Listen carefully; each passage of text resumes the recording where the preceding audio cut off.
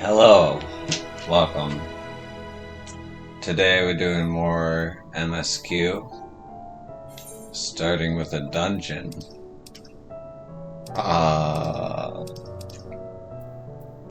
Basperati. And during that time of wait, I'm gonna fill out the maps that I can fly in. Just two of them.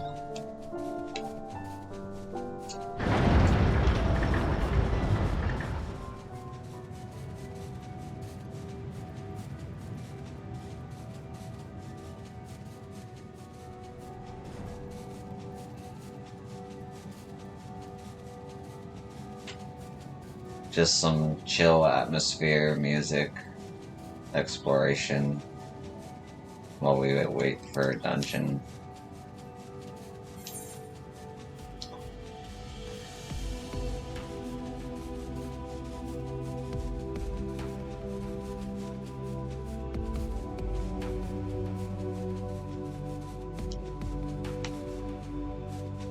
Yo, it's a face.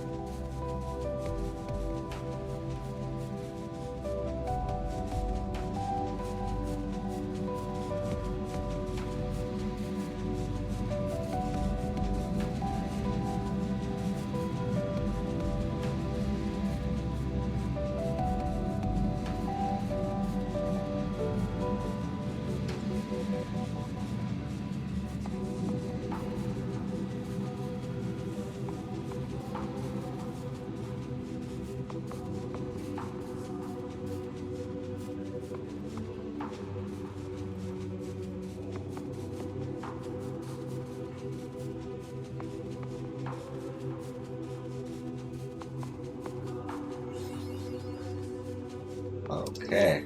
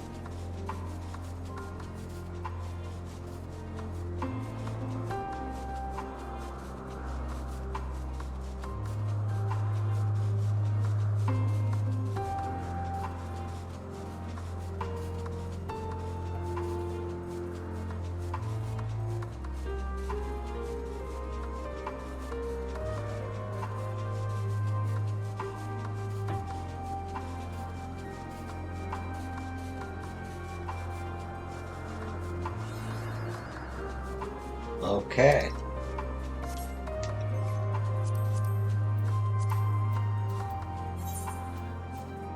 That's the two I got so far. These two are like half complete because they make you go through like half the area at the beginning. I should be getting the other half of Thavnir soon after this dungeon. Let me see if I need to repair my gear.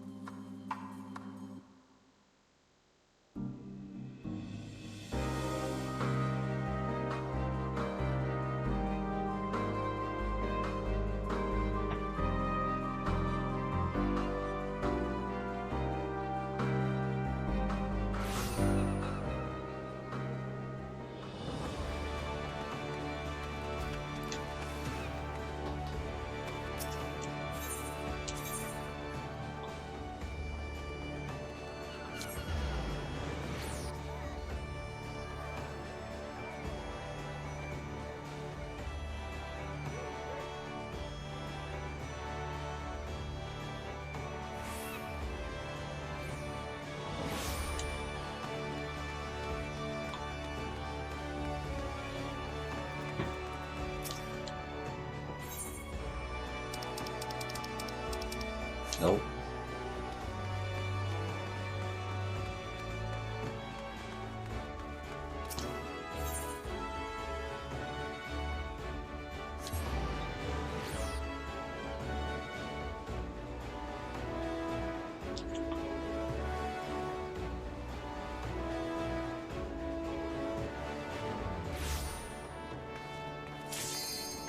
Oh, and we're ready.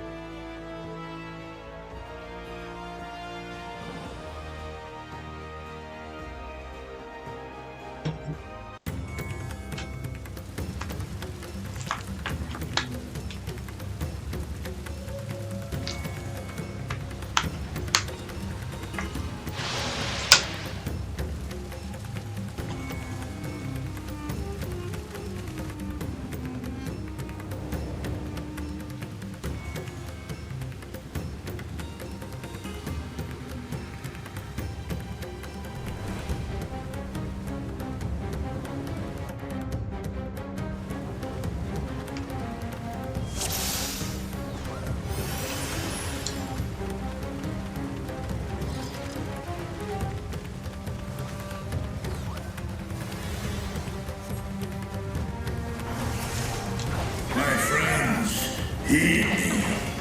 These are children of Stavner. Forgive me. I could do them no harm.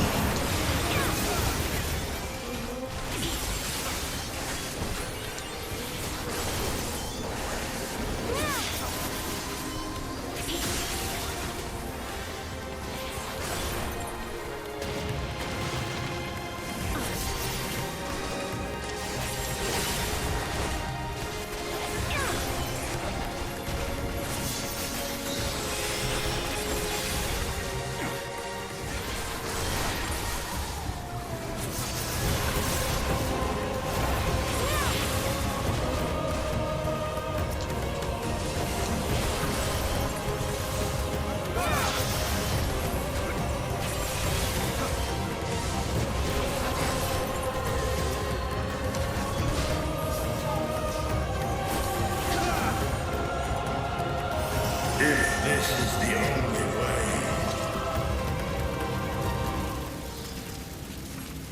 I shall silence the beasts of the air. Pray continue onward.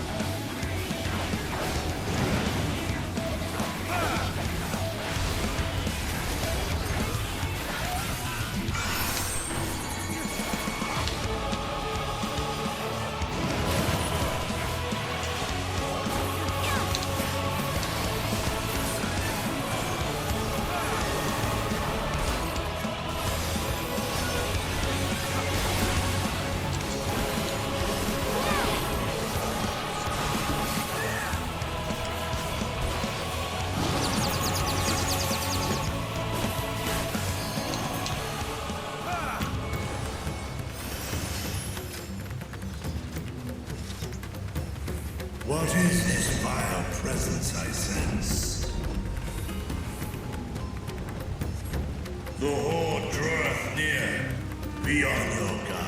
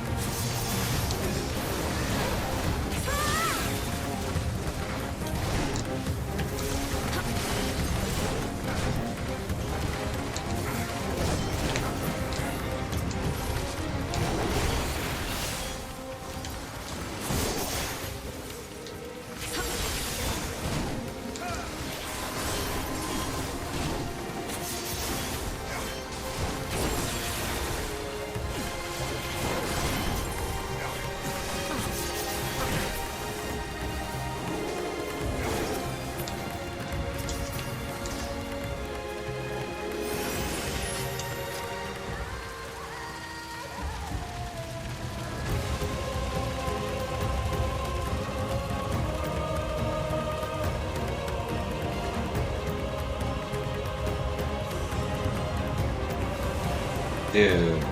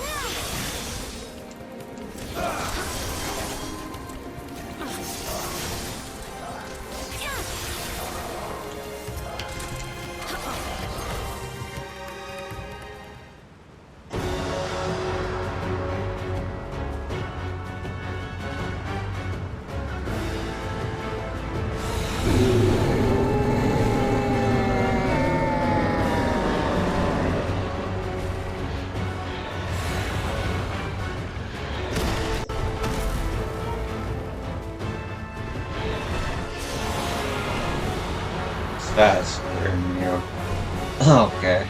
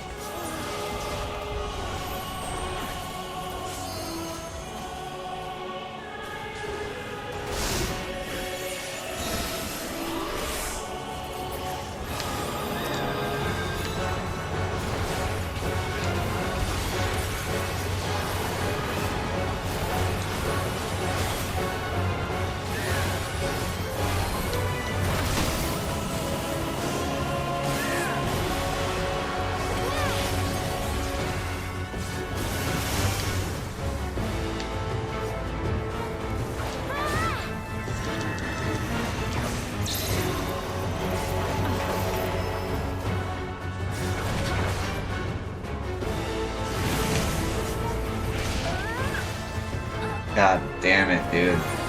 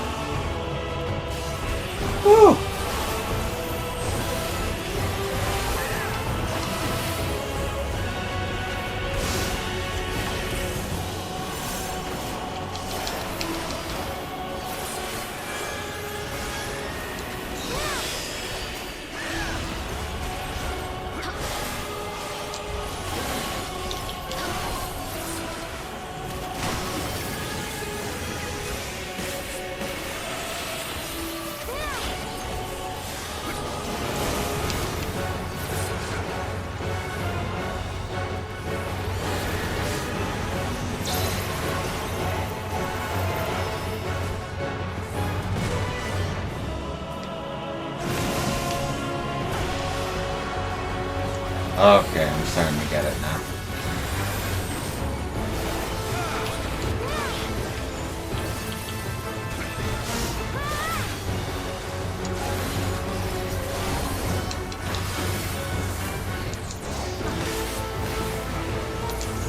Whew!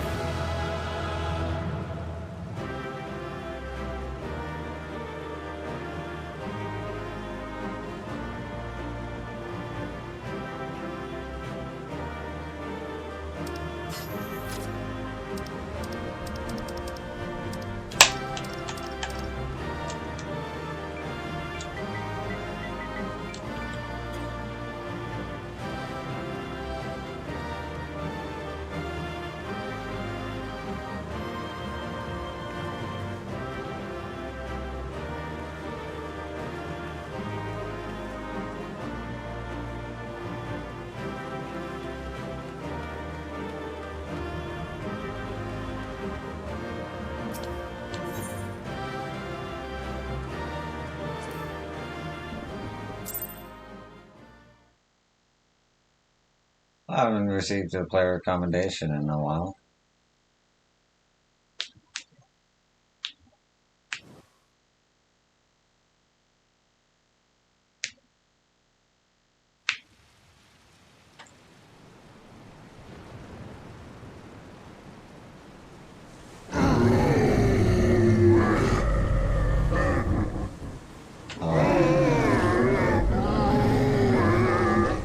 I'm ruined.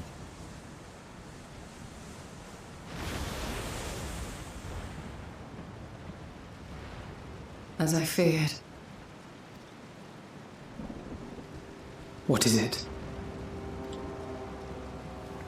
The beast was there, and now it is no more. Yes? Indeed. We saw it plain. But you didn't, did you? I saw nothing. Not the blasphemy that perished here, nor the other men turned beasts. And because of this, I now see all too well. There is no ether. Where the creatures should be, I saw naught but emptiness. Emptiness? But that would mean... Recall the words of the Watcher. 'Twas a stagnancy of ether, a cessation of flow, leading to decay and absence, that led the ancients to conclude their star was dying. This is the same phenomenon. The instant these people are seized by the transformation, their ether begins to rot and crumble away like dried mud. Until, from their corporeal forms to their very souls, naught remains. But the beast spoke with its dying breath. Surely at least a sliver of the man it was endured. Mayhap so. But even if the process was incomplete, it was little more than a faint residue. Gods be good. You're saying they cannot be saved? Not by any means known to me. Or by any means at all, like as not. For there is naught left to save.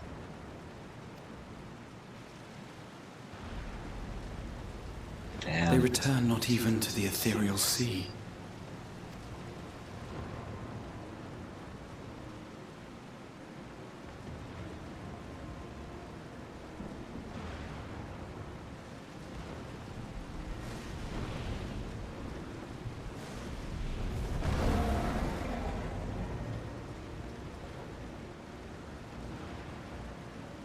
The beasts rage on, their hunger insatiable. Even deprived of their master, they perpetuate his legacy of hate.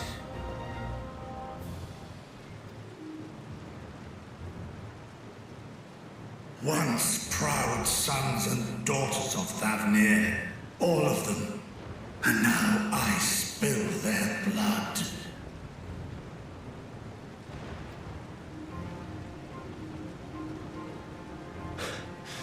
Vitra, my friends, I am heartened to see you safe.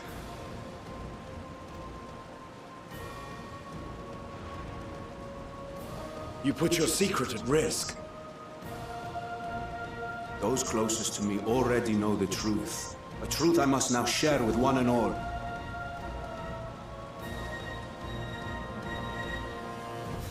Vitra, calamity has come to Radzatan. Our fair nation is rent by screams of pain and despair.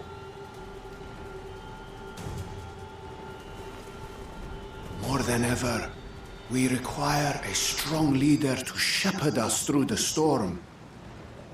Reveal your true self to our people, Vitra, and guide us to salvation.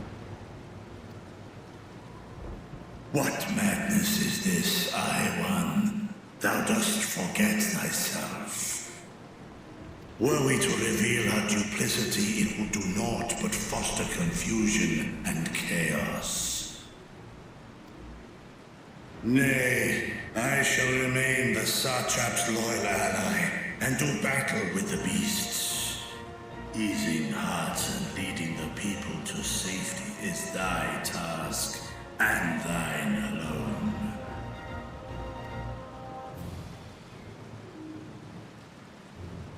I ask that you remain at Ahewan's side, and render unto him what aid you may.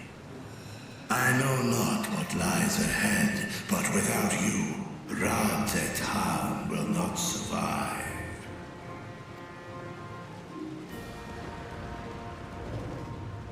Take me with you. I am as at home fighting in the air as I am on land. Take me with you. Were my words unclear? I require no assistance. Thy place is at Ahewan's side. Estinian, here.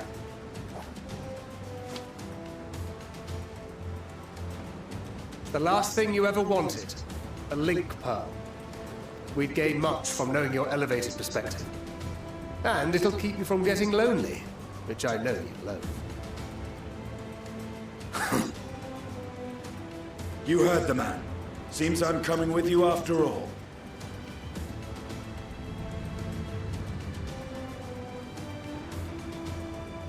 Then I pray thy grip is iron. Be it on thy head if thou dost chance to fall. Fair enough. Now, shall we?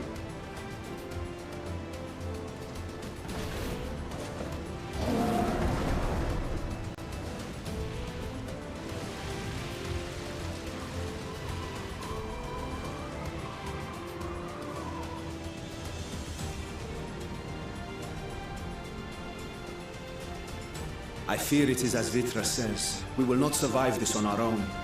While I am loath to impose upon you again. I would insist if you did not. 'Tis the very reason we have come. Then once more I find myself without words to thank you properly. Let us return to the capital and plan our next course of action.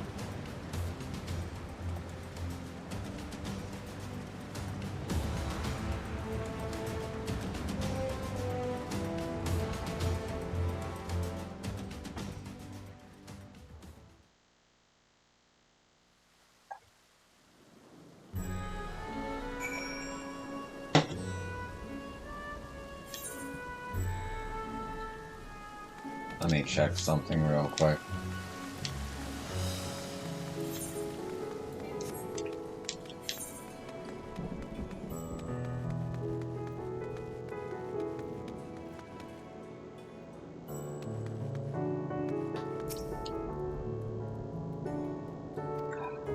Okay.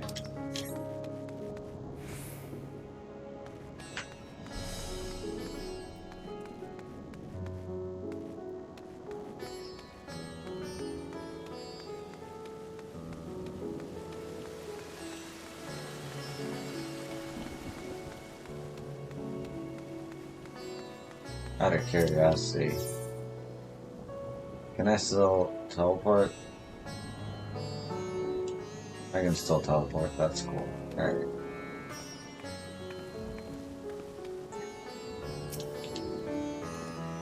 All life must end in death, yet death in turn gives birth to new life. Such is the flow of ether. To think that natural cycle could simply be cut off, the very thought makes me shudder. After so long and so many sacrifices, we finally found a way to cure the tempered. But these poor souls, they vanish without a trace. Is there truly no saving them? While Estinian and Virtra defend Radzathan from above, we on the ground must find a means to prevent these transformations, and soon. The stillness in the air puts me ill at ease. We must be wary. Worry not. I can see your ether and that of our companions. We have not suffered the fate of those unfortunate souls.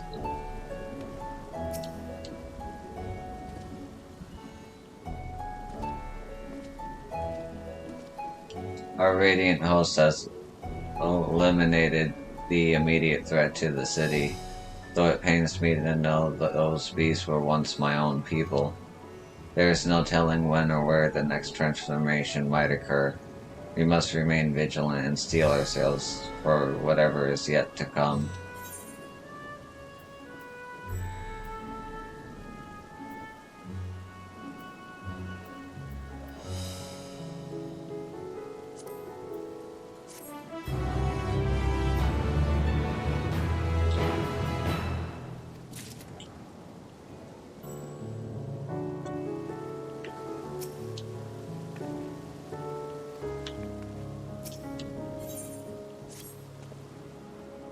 Forgive me, my friends, but I must return to Magaduda for the time being. There I can better manage this crisis and dispatch my troops as the situation demands. In that case, we shall carry out an investigation of our own here in the city. Mayhap the residents can tell us more about the first of the transformations and the conditions under which it occurred. If we can ascertain what exactly triggered these tragic events, it may give us some insight as to a possible solution. Time is of the essence. Let us split into 3 groups that we may cover more ground. Alza and I will see to Paksa's path, anchored in Yastrola, pray make for Dharma. I leave Artha to Graha and Yo. Any information you can gather on the first blasphemy or the manifestation of the final days here in the city would be most helpful. When we have completed our respective inquiries, let us reconvene in front of Megundada, that we might share what we've learned with the satrap.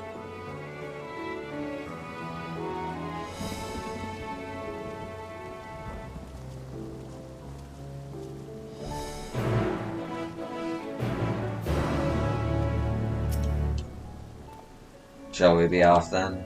Artha is home to the high rule of Alkema, whose alchemists forged many of our warding scales. That seems to be a good place as any to begin our investigation, don't you think? I spoke briefly with Nuhadin, the chief alchemist there, on our last visit. He should be happy to answer our queries.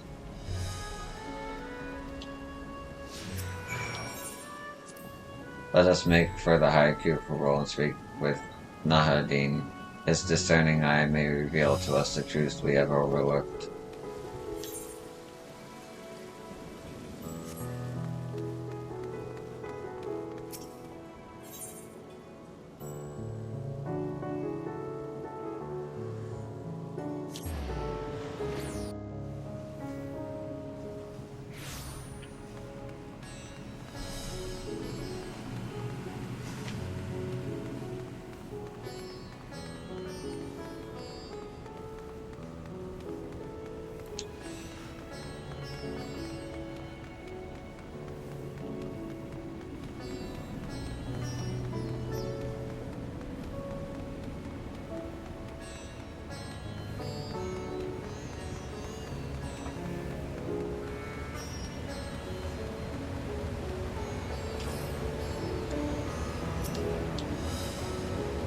Ah, I remember those red eyes. You were with the Scions who commissioned the scales from us, yes? I welcome you back to the High Cucuble. What brings you here these troubling times? We are assisting the satrap in investigating the crisis that plagues the city. Did you happen to catch sight of any of the creatures? I did. As I was going about my work, I was disturbed by crashing footsteps so powerful that the very ground shook. I rushed outside and could not believe what I beheld. The night sky was burning. Suddenly I heard panic screams coming from the direction of Balsam Bazaar. In the next instant, a monstrous beast poked its head out from amidst the stalls. A handful of Radiant rushed to the scene, only to be sent sprawling as the fiend and its minions propelled themselves skyward. So the blasphemy came from the vicinity of the markets. This knowledge may prove useful. I thank you for sharing your tale. Well, I do believe we now know where we should inquire next. To the bazaar, then. After toiling days and nights to fashion your allies' warding skills, a great number of our alchemists were granted a respite. In part because of this, the damage here at the Crucible was limited. On the other hand, we have not heard from many who were at home during the attack. We can only pray that they are safe. According to Nadarine, the blessing came from the direction of Balsam Bazaar. Let us inquire there to see if the vendors or customers can enlighten us further.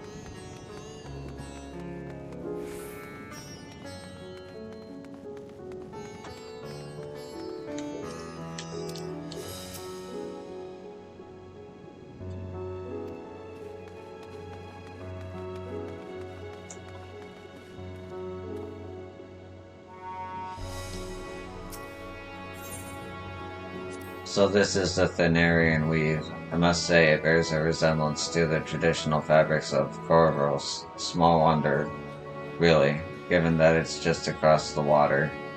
Not that I am much of an expert in Corvorsate culture, of course. I've not had the occasion to visit many ancestral homes since coming to Charlian, and like as not, I will never reside there again. That said, in recent days I felt more acutely aware of my heritage, and grateful for it. It is thanks to my forebears that I inherited the royal eye, and with it the wisdom of ancient Alec. And so, well, I simply hope that my countrymen are safe, and one day, when this calamity is but a memory, I would like to see Carvos again, if only once.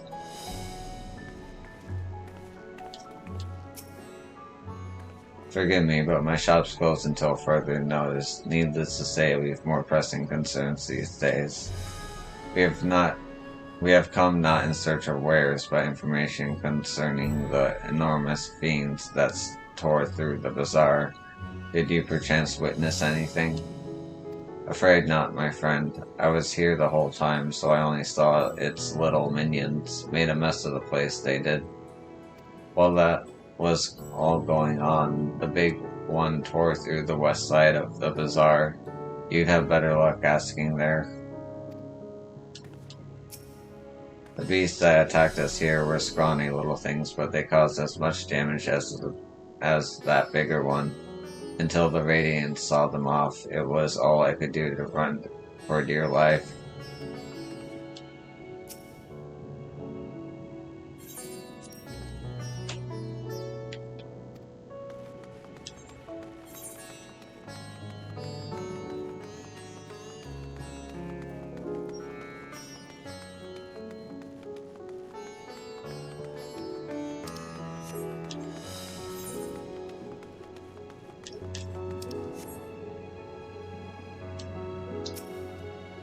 Is something the matter, traveler? Are you lost? Perhaps I could be of assistance. Your offer is most appreciated. We are not lost, but we are in need of information. Might you know anything about the gargantuan beast that rampaged through the bazaar? I saw it all, though I wish I had not. I was going about my work when all of a sudden a piercing scream cut through the air. I turned around and there was the fiend, its massive body bursting through that entryway with the force of a tidal wave. And then it was gone as quickly as it came. Fortunate was I to be inside my shop at the time. The owner of the stall across from me was hawking his wares on the street. Suffice it to say, he wasn't so lucky.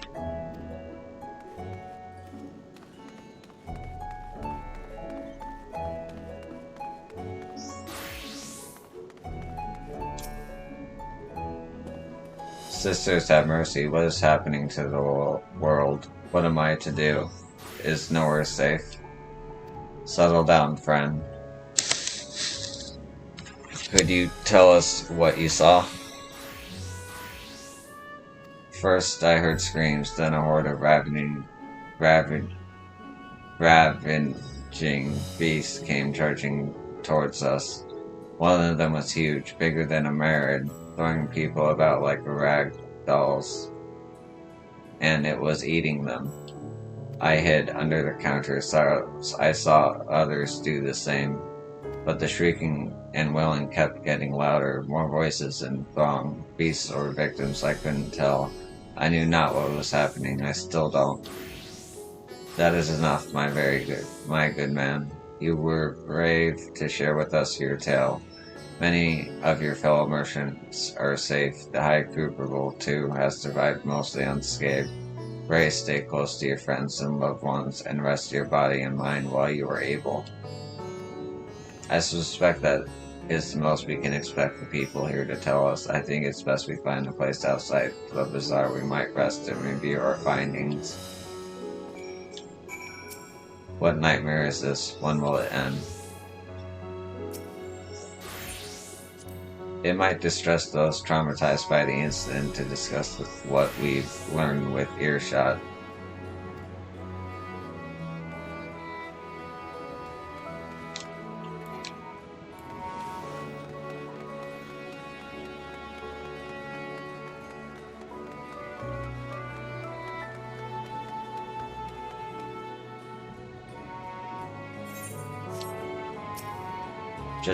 Judging by their accounts, their transformation had already occurred by the time the beast reached the bazaar. It tore through the west side of the bazaar and headed towards the Aether Plaza. In other words, the blasphemy may have first appeared in this vicinity.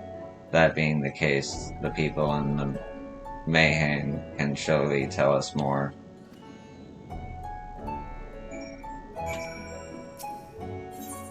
You could see the terror in the eyes of those poor merchants. Would that we could do something to allay their fears.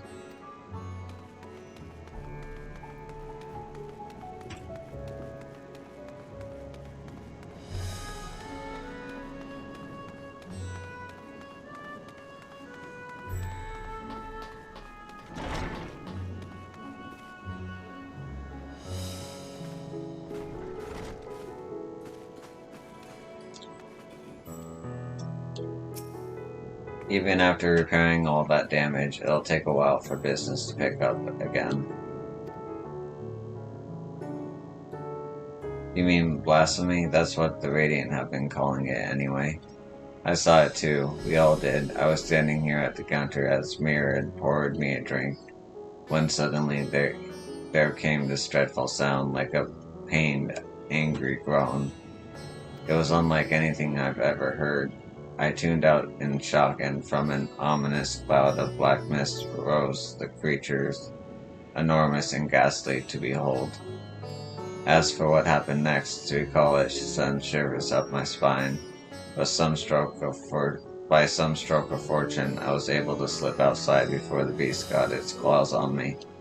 But the sight of that greeted me offered no solace. The blue sky above turned red as blood, mirrored myself and the others survivors clung to each other for dear life until the Radiant Host came to our aid. Wait, did I hear you correctly? The beast manifested before the sky began to burn?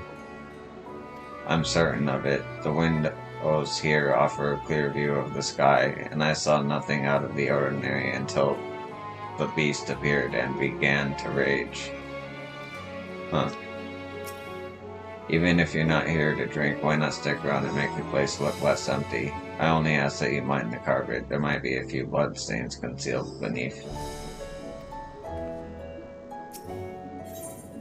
You could be. Anybody else here? Ah.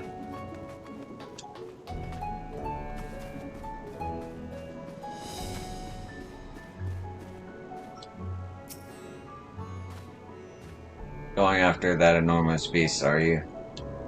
I saw it, including the very instant that poor bastard transformed. Damn the gods for putting me there. It started right over there by the window. A few men, merchants probably, talking and drinking. Conversation must have taken a turn for the worse. Next thing I know, their leader, I suppose he was, buried his head in his hands and black mist was swirling about him. Then his whole body bursts apart and there stands a hideous, slavering beast, massive and vile, and gaping maws and bulging eyes. His friends start shrinking, then the black mist comes again until the change takes them too. The stuff of nightmares, I tell you. Nightmarish indeed. Incidentally, do you perchance know who those merchants were? No, I'm a decorator by trade, not much to mingle with their sort. Saw me heel. The barmaid chatting with them, though. She might know something. Meal heel. Meal heel. Meal heel. Meal heel. Meal heel.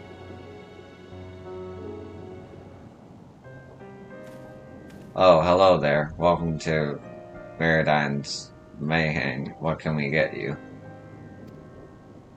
We have come not for deliberations, but rather for information. You are Mahil, yes?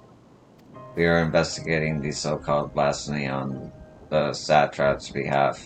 We hear it was one of your customers, a merchant, that first underwent the transformation. What can you tell us about him? He was something of a regular here, especially of late. Kazal was his name. He ran his own consortium, dealing primarily in the exports of Thavnarian specialities.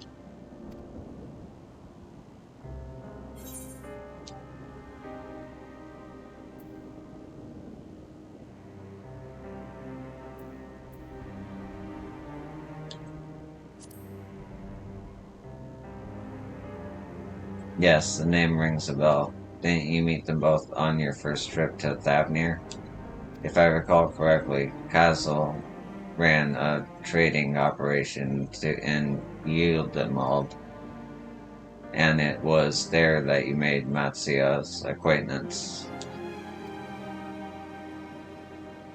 Yes, that is the same Kazal, no doubt. A rather successful man from what I gather. That said, it was clear that he had fallen on hard times of late. Those ghastly towers popping up everywhere cannot have been good for business. Even now, with the towers gone, the collapse of the empire has led to all sorts of problems elsewhere. The markets for luxuries is surely not what it once was.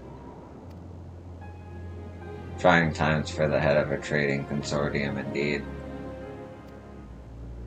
Kazal was a compassionate man. Even as his own business suffered, he did what he could to provide for the artisans, fishermen, and many others who counted on him to sell their wares. Indeed, that was the very topic of yesterday's meeting, as far as I could hear, yet as they discussed matters further, Kazal's tone grew grave and grim. It was then that forgive me, I would not have you recall the memory if it brings you pain. If I could, I would ask just one more thing. Did you notice anything unusual about Castle in particular? Please, anything at all. Sorry, nothing springs to mind. Perhaps someone else can help you. Castle lived for his work and had no family that I know of. His employees and associates knew him best, but they too are lost to us. Still, perhaps his neighbors know something I do not. I can direct you to them if you believe it would help. What do you say?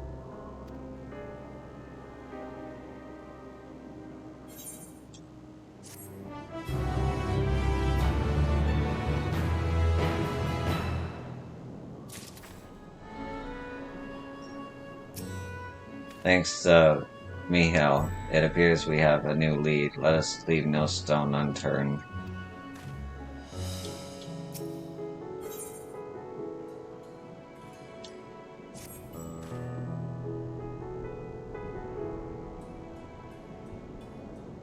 Kazel made his home in Kama, a nearby residential area.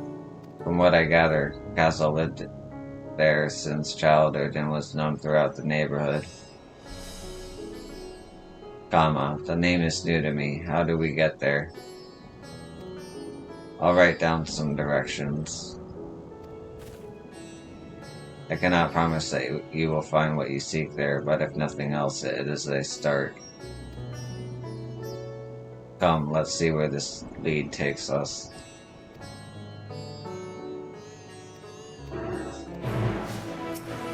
Forgive me, I know nothing of this blasphemy, nor what caused those poor men to take such hideous forms. That said, I could tell that Kazel cared deeply for his colleagues and clients. He did not seem the sort to willingly damage the trust they placed in him. The residents of Kama should know more of Kazel's circumstances. If we follow Michelle's directions, we'll be there in no time.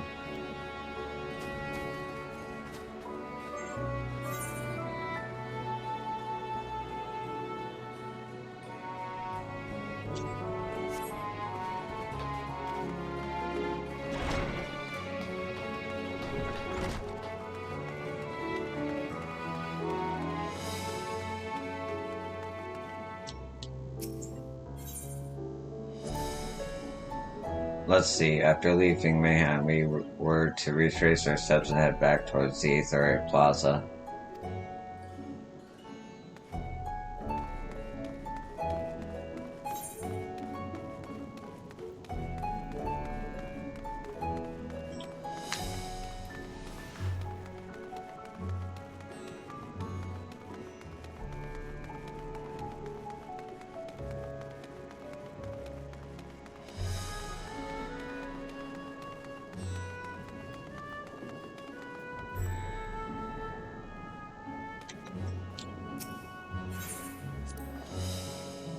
From here, we ascend the stairs.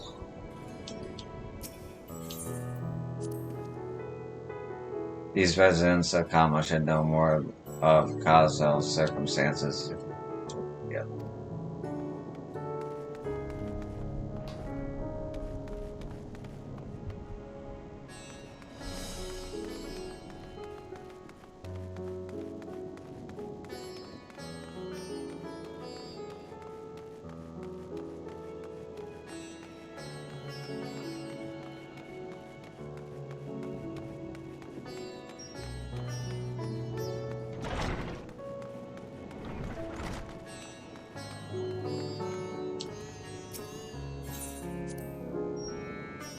Ah, this must be UG, in which case we should take the path leading southeast.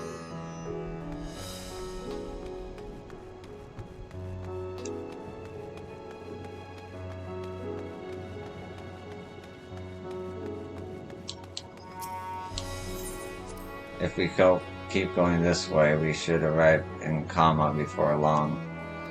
Walking these unfamiliar streets is quite the adventure, is it not?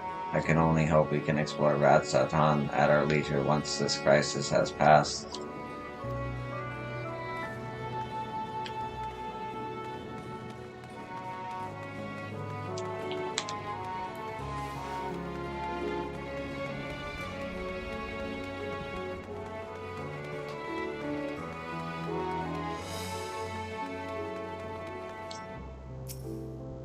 Ah, this must be Kama. We have arrived at last. Let us begin questioning the residents without delay. No doubt someone here can tell us more about Kazo. Given recent events, I imagine many are taking shelter indoors.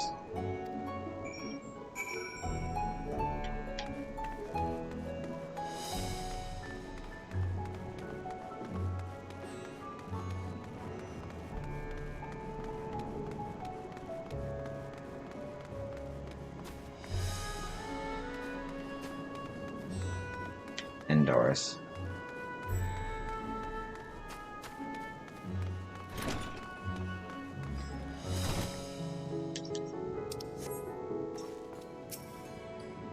Kazo, you say? Yes, I've known him since he was a boy. If there was ever a man who was born to be a merchant, it was him. Always early to depart and late to return. He'd spend his days procuring the finest wares and seeking out willing customers. You could say it came to him as easily as breathing. Sadly, business was lagging of late. No surprise, really, what with how dangerous travel has become. He was cooped up in his house from dawn till dusk until the other day, no doubt racking his brain for a way to turn his fortunes around. Then at night I heard the door open. I looked outside to see Kazo sitting on a bench, his head hung low. A man with the weight of the world on his shoulders. I see. The situation must have been quite dire indeed. Did you notice anything else out of the ordinary? Nothing to speak of, other than the troubles with his consortium. He was the same old Kazo, cordial and honest like always. Questions you are asking, has something happened to him? He wasn't caught up in that terrible incident at the bazaar, was he? I don't travel much these days, but my daughter told me not to venture outside. Stuck in here as I am, I've heard little about these bizarre goings-on. Rest assured, the city is safe for now, but the situation may change without warning. I urge you, stay close to your daughter, and be prepared to take refuge should the satrap order it. Yes, I shall do just that. Thank you for your concern, and pray stay safe as well.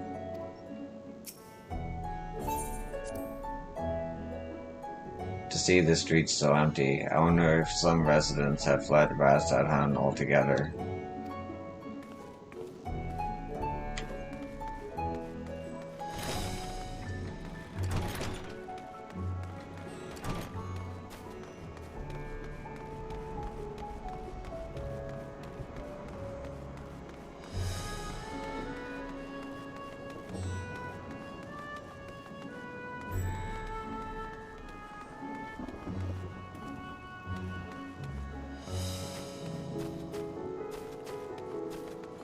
Ah.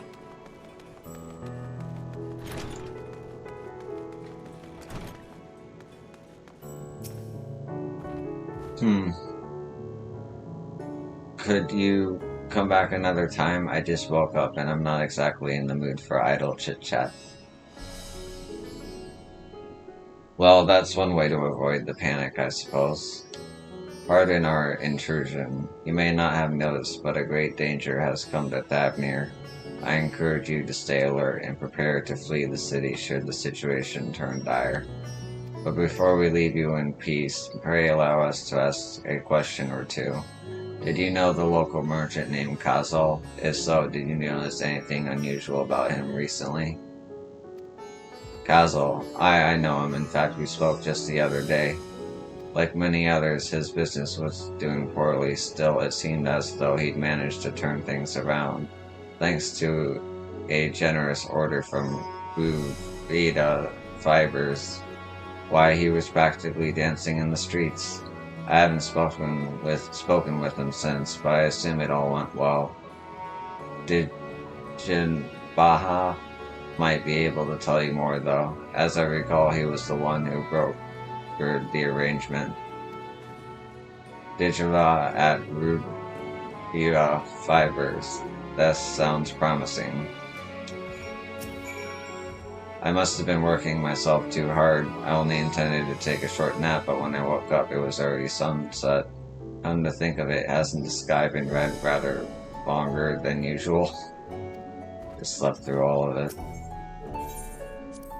From what we've heard, our man Kaza was truly at wit's end, and it all came at a head at Mayhem. Perhaps his arrangement with the Ruvia fibers did not go according to plan. I expect this Dijbaha can tell us more.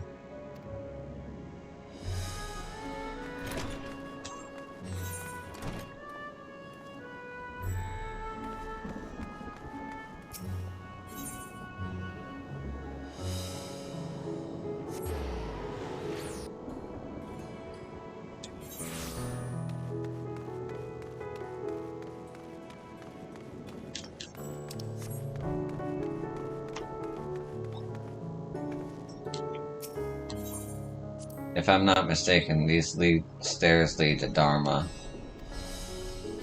It's quite the sight, this red sky above. During the final days of Yor, the heavens burned and the stars fell. Creation magics run amok. That was my assumption when I saw Amarat. Perhaps the ancients believed the same, that the terror of a single powerful individual was the cause of their calamity. And yet, those selfsame horrors now manifest themselves before our eyes. What could it be that sets the heavens aflame and turns ordinary men into beasts?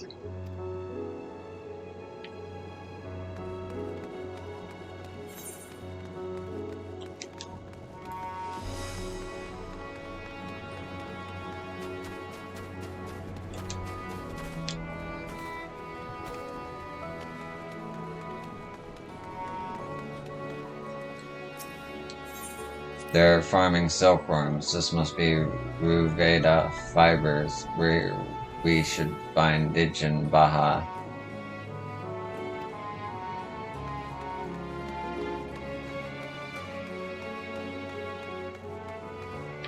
Ciao.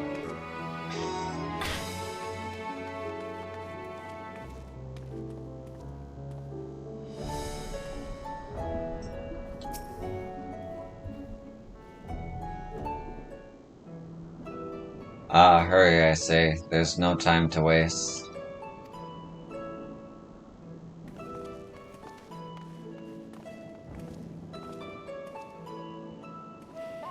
Pardon me, but you are in charge of buying and selling here, yes? We have a few questions that we'd like to.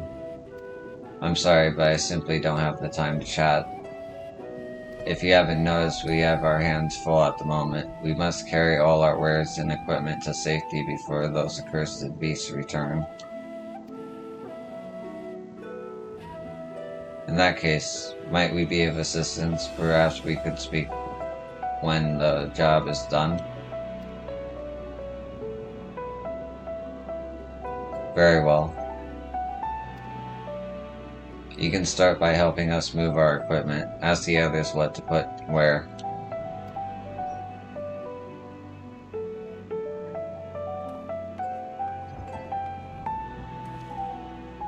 And you can carry our fabrics.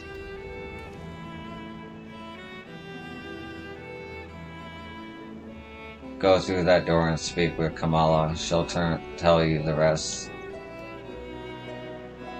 Remember, these textiles are our livelihood.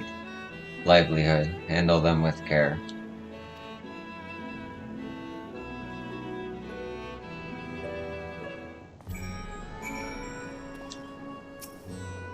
You'll get your answers after you've kept your side of the bargain. Now off with you.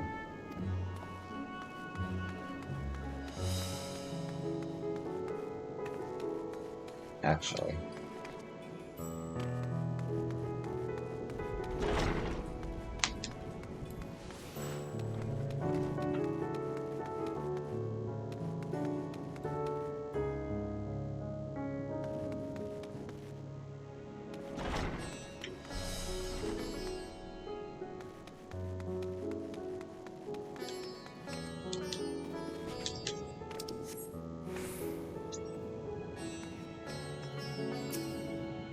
This area is for employees only. Out, out.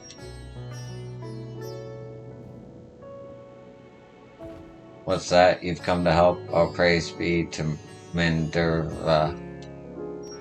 Kind stranger, I welcome your assistance. On your way here, you pass 3 storehouses. Yes, I'd like you to carry that small crate to Naberfall. By the storehouses near the hatchery. The crate is clothing is for Manura, and that massive crate there goes to Zenmira by the middle storehouse. Watch your back with that one. Those are all the crates we have ready. Once they've been delivered, consider your work here completed.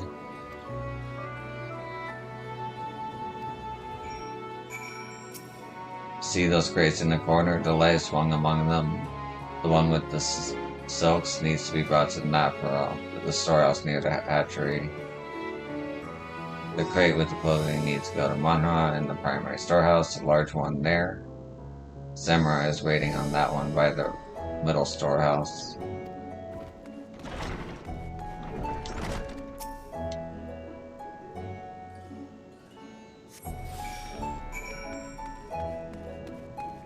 Oh man, I wish I paid attention to what the fuck she was saying.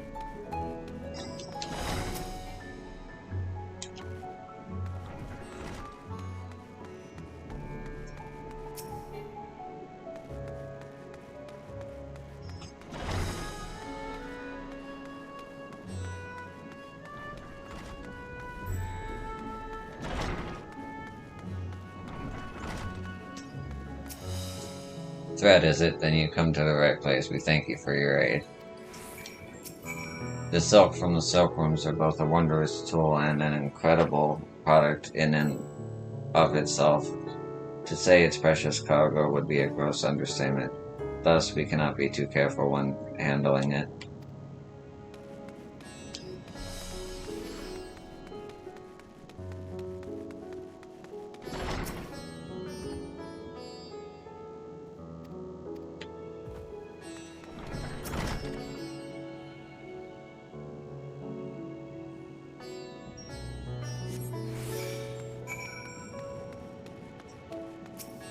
If you have any crates of finished products such as carpets, clothing, and the like, pray bring them here to our primary storehouse. A crate full of clothing, is it? I can take that off your hands. Many thanks for the delivery. The doors of our storehouse were built to last, so I very much doubt even those fiends would be able to bring them down.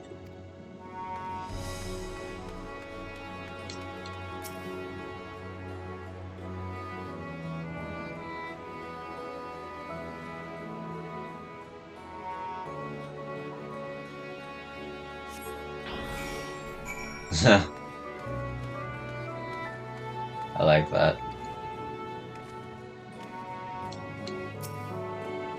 I say, you're quite the brawny one, aren't you? Good thing that never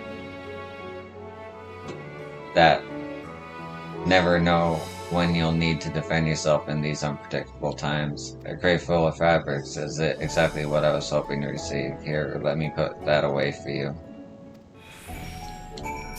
The tower is now raised. It's time we plan for the road ahead. Doubtless our silks and textiles will become a cornerstone of any future economic prosperity we may see. Thus we must continue to safeguard them as best we are able.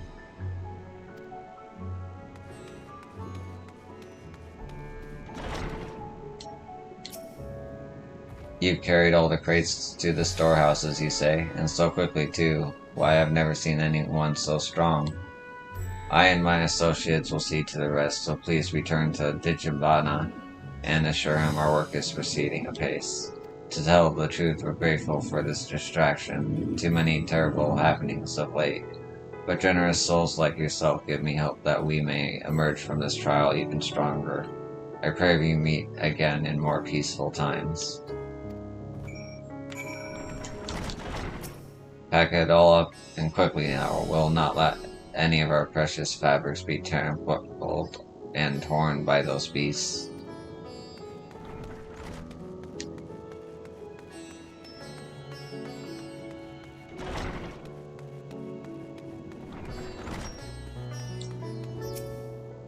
Done as I asked, have you? If Kamala is satisfied with your work, then so am I. You have done us a great favor, traveler.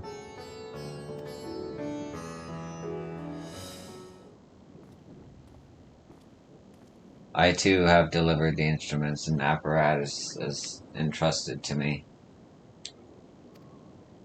You both have my thanks. With our wares safely stored away, we'll not lose any more to those fiends. I take it that your establishment did not escape the attack unscathed. We did not. Thankfully, most of our workers had already left for the day, but those of us still here saw it all. We looked to the burning skies in confusion, and then, before we could even begin to make sense of it, a hideous creature burst through the doors shrieking. We ran for our lives, but one of my colleagues was not so fortunate. He cried out a scream of such agony, such terror, and in the next instant he too sprouted fearsome claws. The sight of it caused another fellow to panic, and then he too transformed.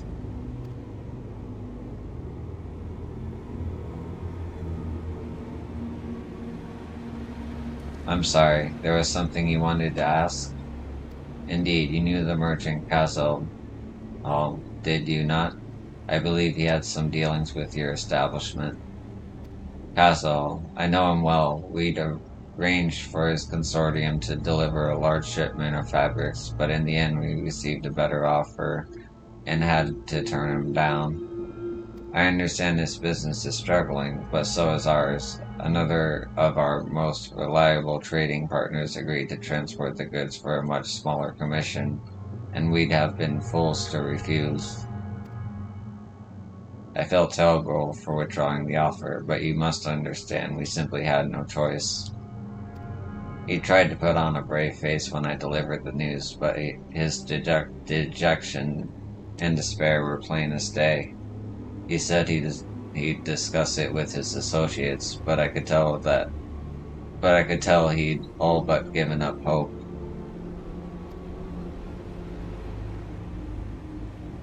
About giving up hope. Dejection and despair.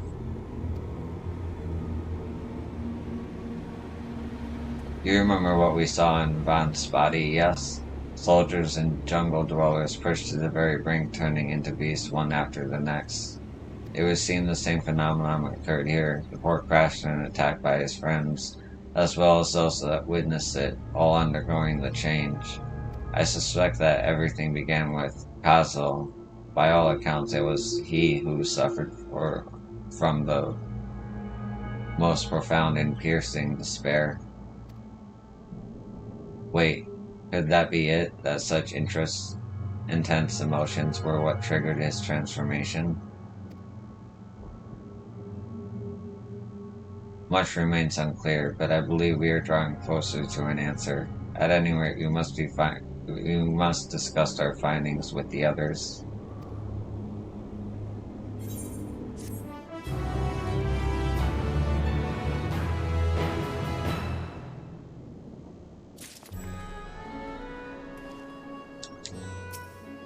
Can the man's despair and a man's own heart consign him to such a terrible fate?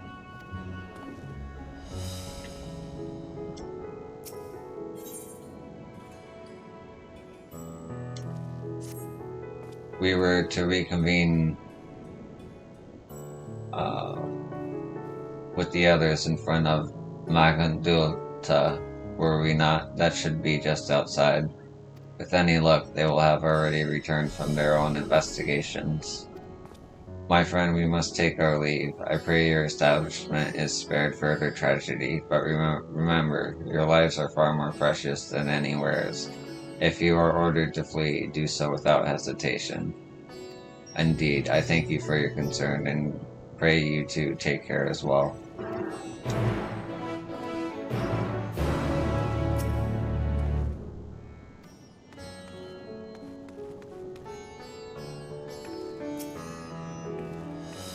My friend has been missing since the incident. Let's call it.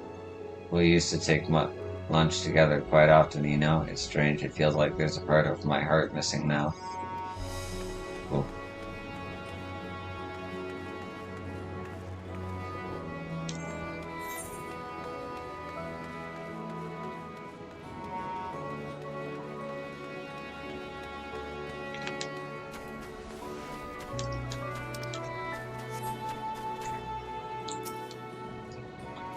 finish your rounds and ready to share?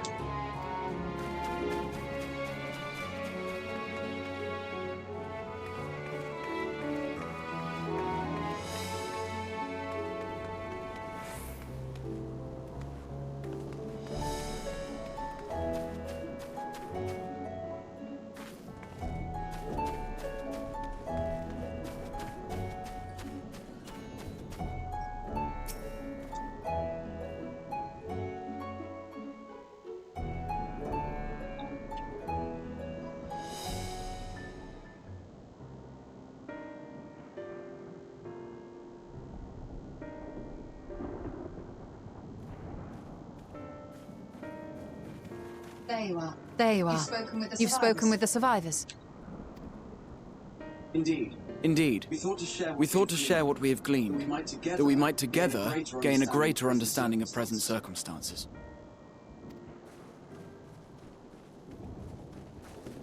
Fortuitous timing. Alize and I completed our own investigations not long ago. Then we should take a moment to compare notes. Shall we begin with the two of you?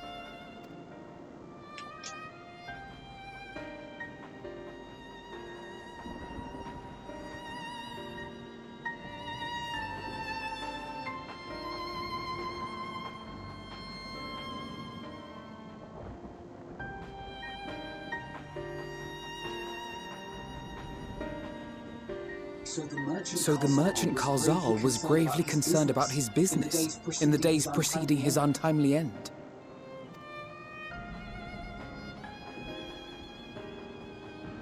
The tales we heard were much the same. The first victims to be changed into blasphemies were all overcome with anguish of one manner or another.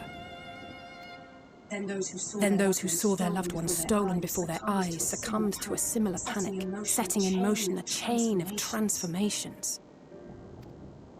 Fear, unease, despair. These negative feelings serve as a catalyst. If so, then it is not unlike the calamity that befell the ancients. With their creation magics, they unwittingly gave form to untold horrors. Had they simply lost control, surely it would have manifested in many forms, not all of them monstrous. Yet somehow, this phenomenon is triggered solely by the darkness in their hearts, a common thread with what we now witness. Common, but not identical. While the beasts the ancients faced were forged with magic alone, those of today are born of sentient beings. Why remains to be seen. But there is one fundamental difference between us and our predecessors. Our souls are sundered, whereas theirs were not.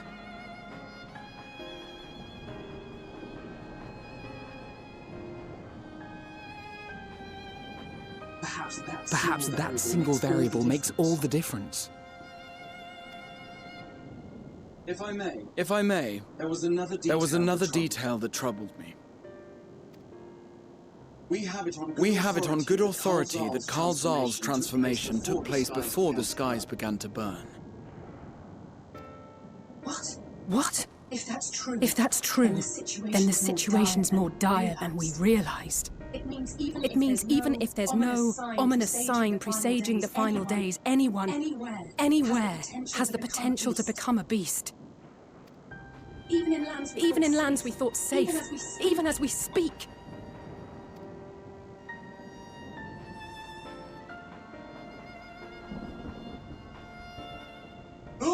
Look! It's the satrap! The satrap! Thank the heavens.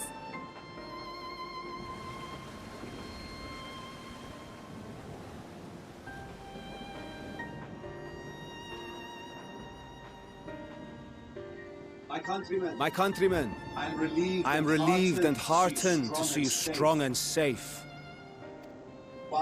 While the danger has not yet passed, far from it, allow me to assure you that the beasts that raged within the city walls have been exterminated to the last.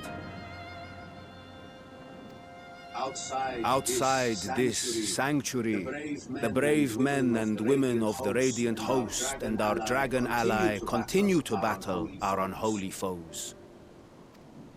I pray these tidings put your minds at ease and help you calm your hearts. Have faith that we shall soon conquer this terrible trial.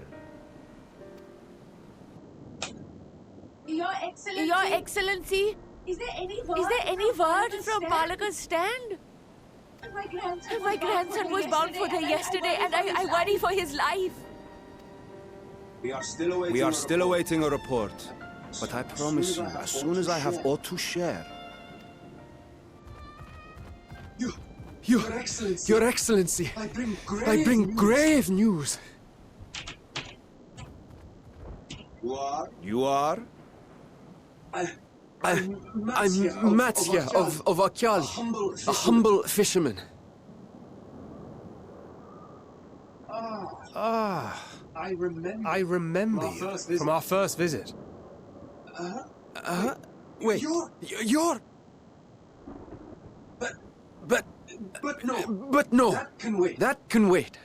When the skies turn red, I set off for Balaka's stand, fearing for the safety of a friend. But as I drew near the village, I saw dreadful beasts all about. No! Gods have mercy! Your Excellency! Save my grandson, I beg of you! We will spare no effort to save all we can, but you must remain calm. Calm? You tell me to be calm? You saw those beasts? They tore our bravest warriors, limb from limb! What if we are too late, huh? They catch him, sink their fangs into him? Fangs! Oh no. Get away from her, now!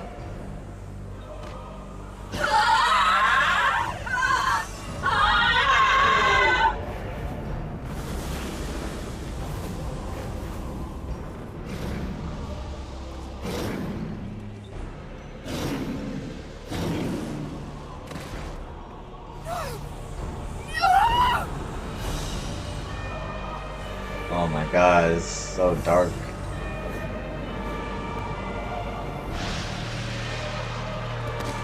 I didn't know.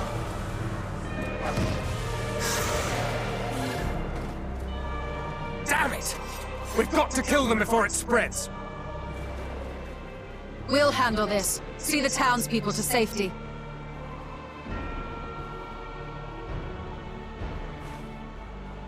Run as fast as you can!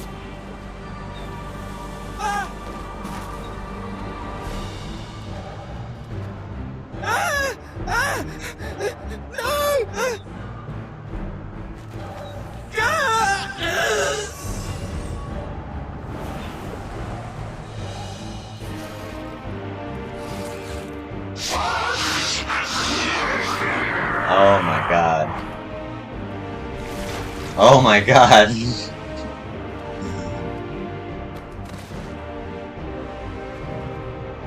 is brutal.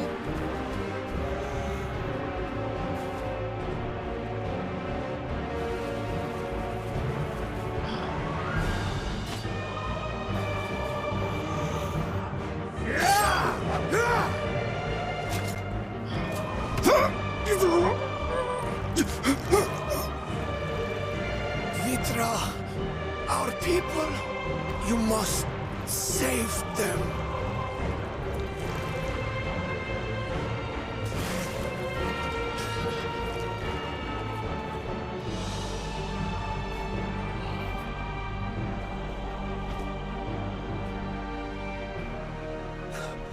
My son,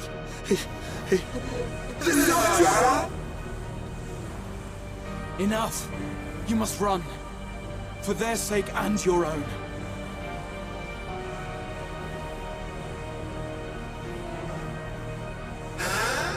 Yes, you will survive. You must.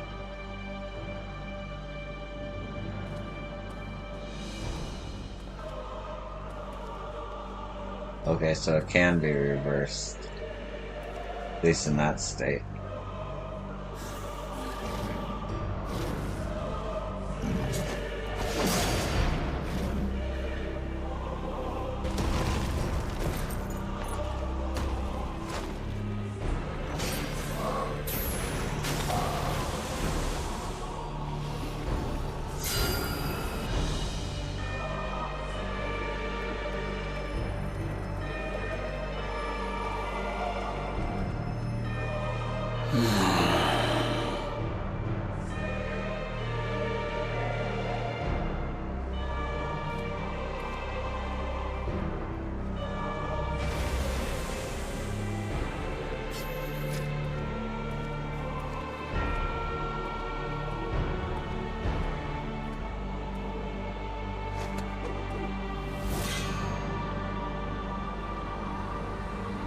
Be strong, my friends!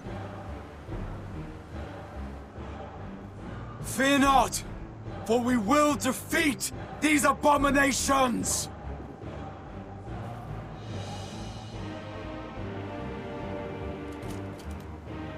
Brave men and women of the Radiant Host, lend your Stola and Thancred your aid. Let not a single beast escape. The rest of you, flee this place. Carry the wounded if you must. Head indoors or underground. Above all, stay calm. No beast will follow you. We will see to that.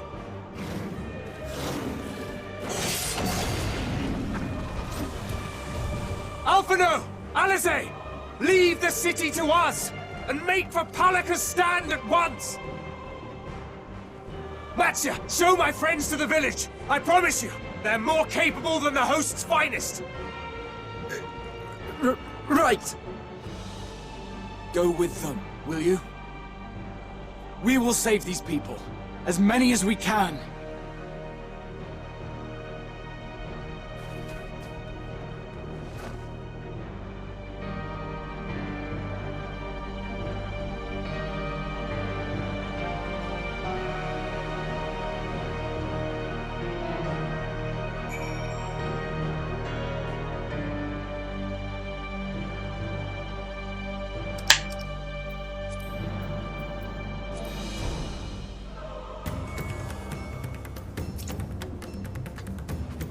We meet again, you. You do remember me, yes? You saved my skin twice over in Yilgameld, and now I find myself turning to you for help once more. But let us tarry here no longer. Damn it all, staying calm isn't exactly my forte. Okay, I wanna get there.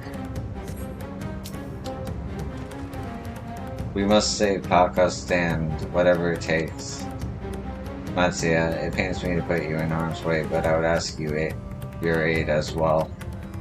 Of course, Palka's stand is not far, just down that hill. As I told His Excellency before, the path was blocked by terrible creatures. I had no choice but to turn back. In that case, this is what we shall do. Yo, I ask that you take the lead and dispatch any beast you encounter.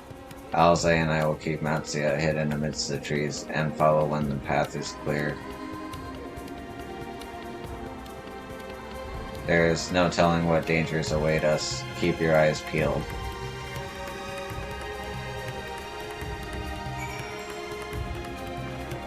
No enemies around. Right?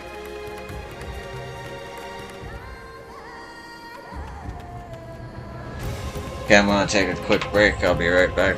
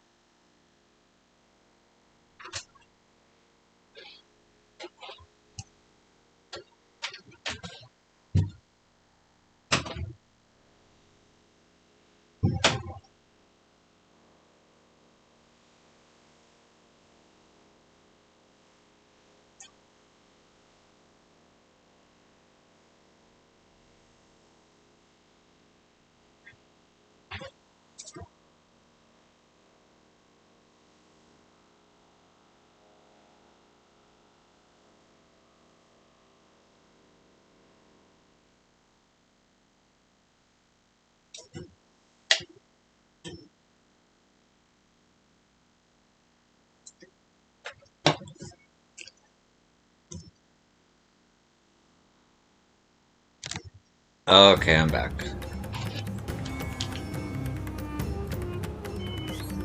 Let's get to it.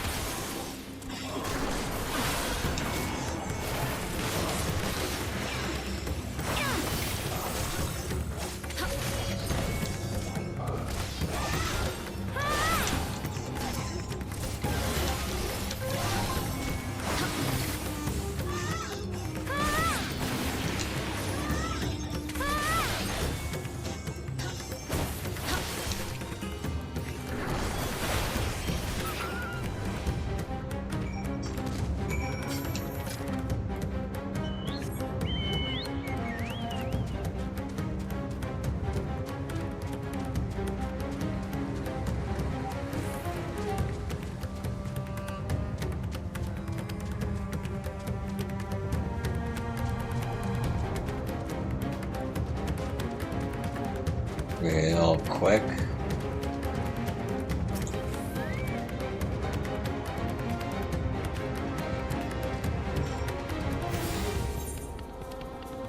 Oh, big place.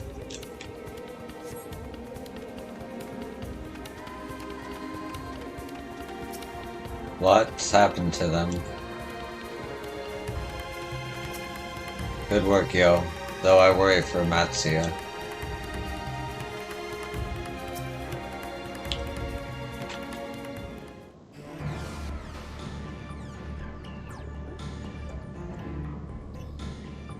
It cannot be.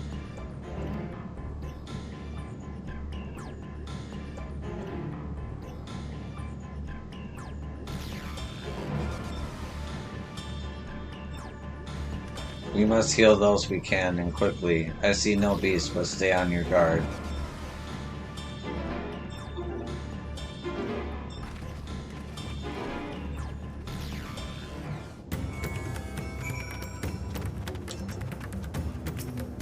When I last came here to sell my fish, everyone was so bright and cheerful. This is a nightmare. The horror. I pray the sisters will see through this. They'll see us through this calamity.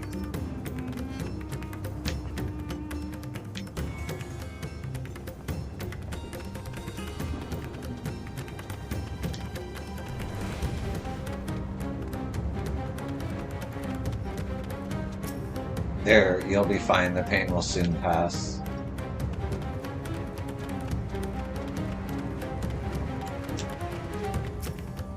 His wounds are deep, but he may yet be saved. Go and help the others.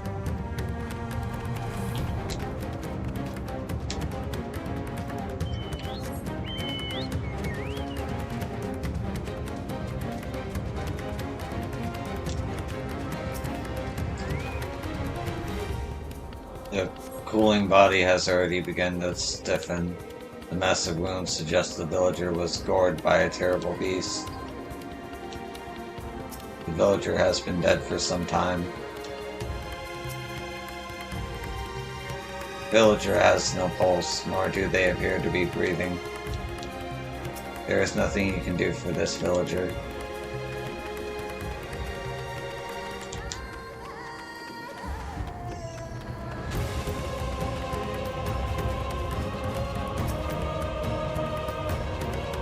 Though the villager's injuries do not appear to be life-threatening, he does not respond to your efforts. His breathing grows more ragged and shallow, and his vacant eyes are those of a man who has lost the will to live. Even if I wake, this nightmare goes on. No, leave me to sleep. You call out, but the man does not respond. The poor soul is beyond saving.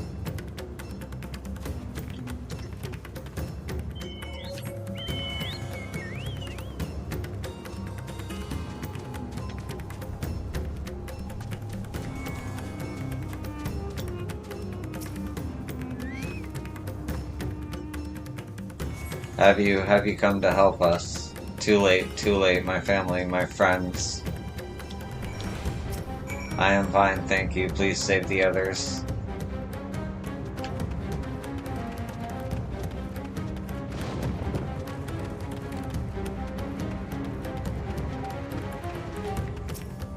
All these villagers, are these the only villagers who survived?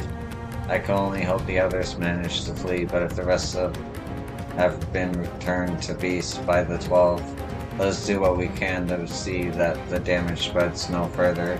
And no matter what comes, we must keep our spirits high, lest we ourselves suffer a similar fate.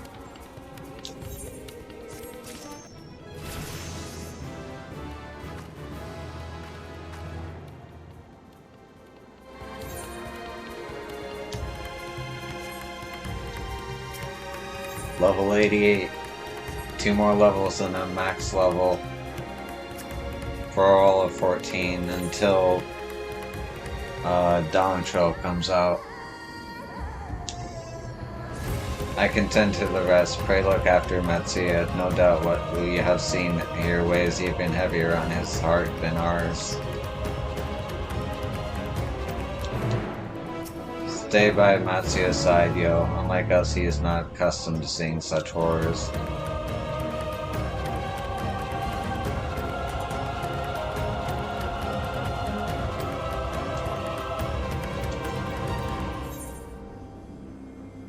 Enhanced life surge. Nice.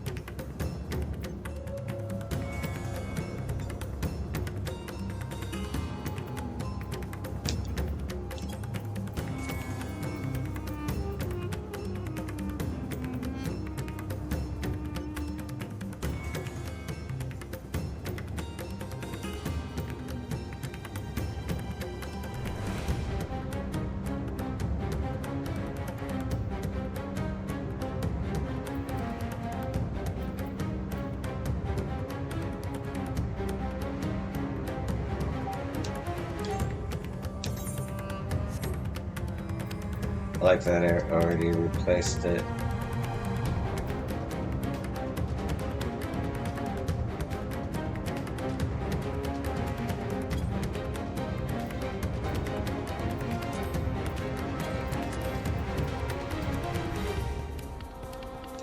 Oh.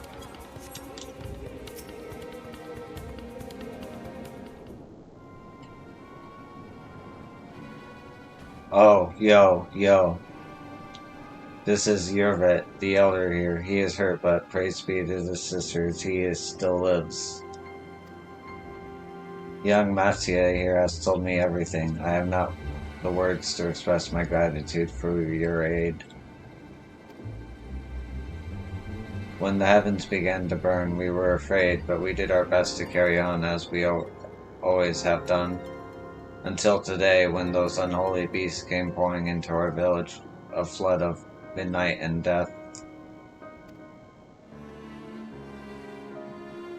There are no words to describe what followed. Men and women I have known since they were babies, struck down by creatures only to rise again to join the murderous horde, in the guise of those same hideous fiends. In the chaos, a handful of our villagers fled for their lives. I can only hope they have found their way to safety. Matsuya, do you perchance remember Borisov and Malvin, the young couple who always brought your precious catches? How could I forget, Elder? When I first came to peddle my wares, just desperate to eke out a living, they showed me such kindness. Others shunned me as an outsider, as is their way, but Questov and Malvin brought my fish and sung its praises. They turned my fortunes around. Alas, I fear they are in terrible danger. I saw them running towards Agama Temple, one of those beasts in close pursuit. They had their child, still but a tiny babe, to elude these fiends while caring for one so young is an impossible task, surely. I beg of you, go to their aid.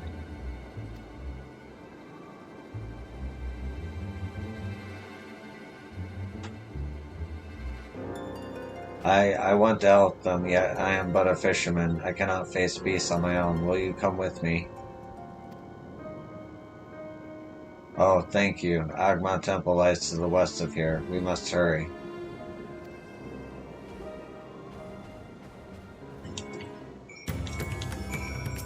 The horror, I pray. Yeah.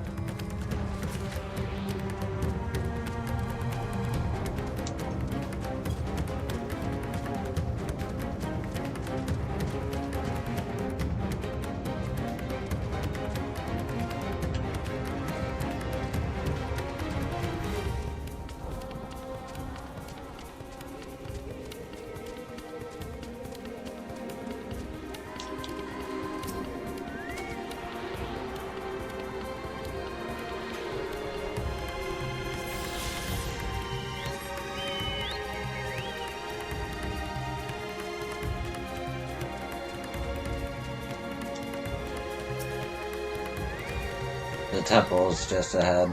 It was built by those who worshipped Saint Agama, but has sadly fallen into disrepair in recent years. If my friends made it this far, no doubt they are hiding somewhere amidst the ruins. No, please stay back. Ah, that was Kwasov. Oh no, this is not good.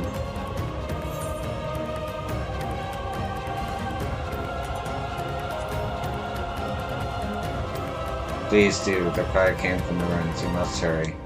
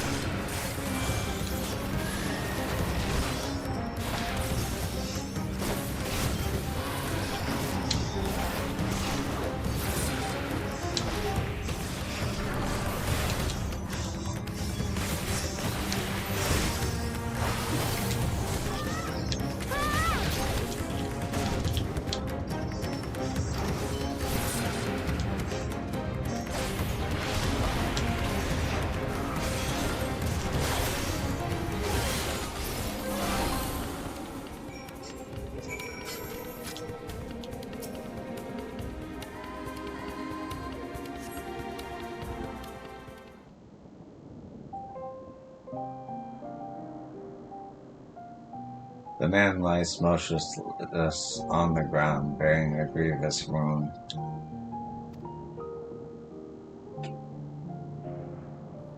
I'm sorry, yo. I tried to stay behind, but I couldn't.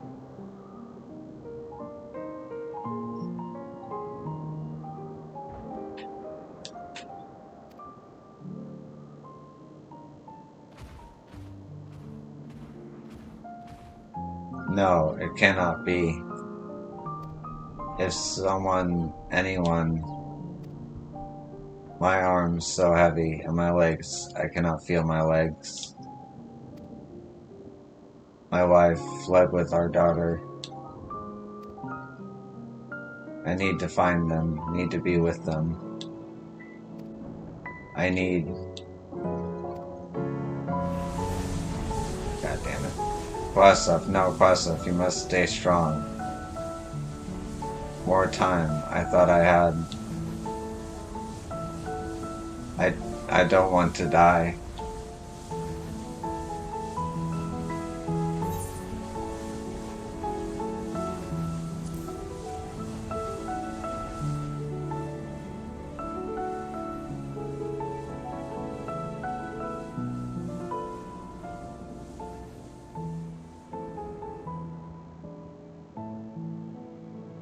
Thank you.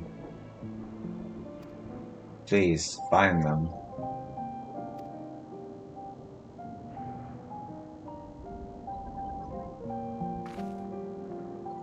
Mahavan still lives and she has their child. We must search the jungle between here and Pakistan. There is nowhere else she could have gone, I think.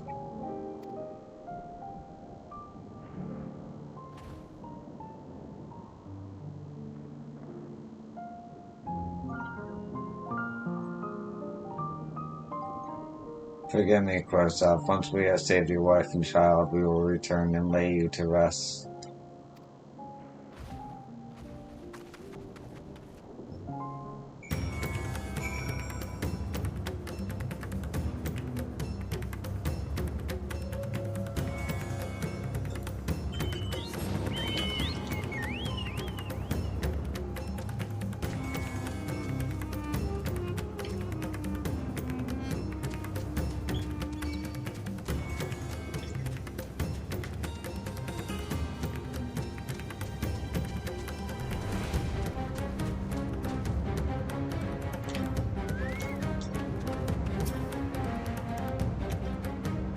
You see no tracks or sign of recent travel. Mahavan and the child must be elsewhere.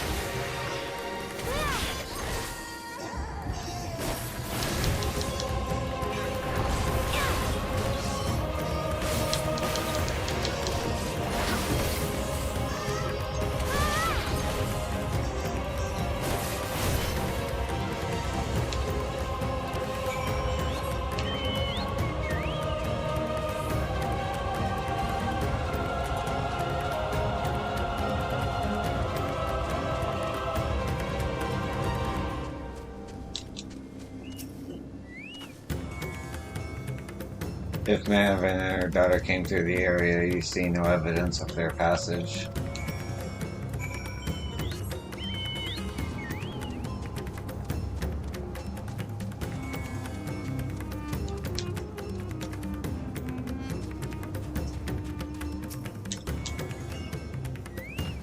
Did you see any sign of them? I found nothing. Perhaps the beasts have chased them farther from the village. O gods above, I beseech you, pray deliver Madeline and her little one to safety.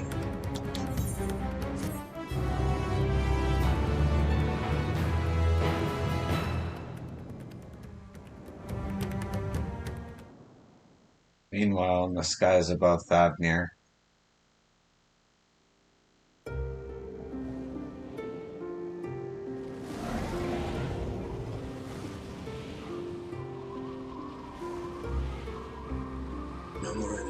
No more enemies to trouble us here.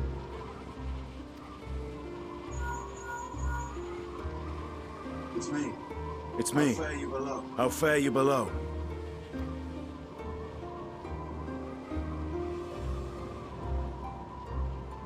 Understood. Understood. I will inform Vritra. I will inform Vritra. Chaos and panic sweep Raz Khan, and many more have succumbed to the transformations. Amidst the fray, Ahawan fell, protecting a grief-stricken father.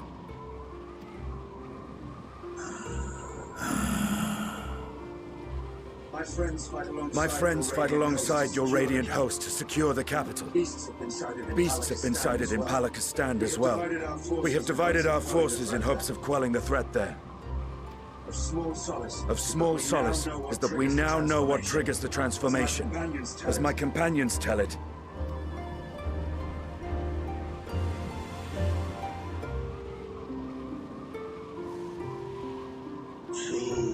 So it is the very fear and despair in their hearts which inflicts this abhorrent punishment upon them. A nightmare from which my children will never awake. O capricious and cruel fate, they are undeserving of such condemnation. will you wallow in sorrow or rise to the occasion? Razat Khan is leaderless. Before he passed, Ahawan sought to reveal the truth to his people. Honor his wishes. To what end? To breed a new conflict between dragon and man. These claws could reduce thee to shreds with a touch. These jaws crush thy bones to dust. Only through my proxy could I walk with my children. Without him, I am a bringer of fear. You different from the beasts which beleaguer them. Perhaps so.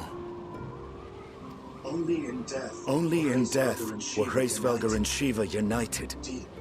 Indeed, whenever man and dragon have come together, death has ever been the inevitable result. It was our fear of your kind that sparked a nigh-endless war. Fear and hate of which Nidhogg drank deep as he laid waste to my homeland. And in turn, I took my revenge on his brood. Blood for blood, pain for pain. I thought nothing of theirs, only of mine.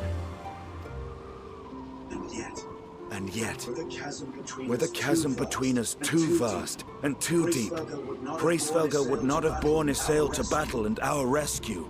He would never have entrusted a mortal champion with one of his eyes, and the Dragonsong War would still rage on. And I would still wage a never-ending war of violence and vengeance. The future of our star be damned. I cannot speak for Ahawan's greater goals. Yet I know that he served your people, long and true. In this time of unprecedented crisis, he turned to you. You could do worse than to place your trust in him. It will not be easy. But the future of Razat Khan hangs in the balance.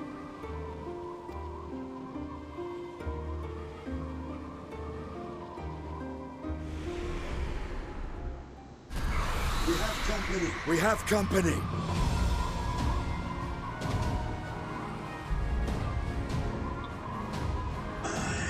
I am ready.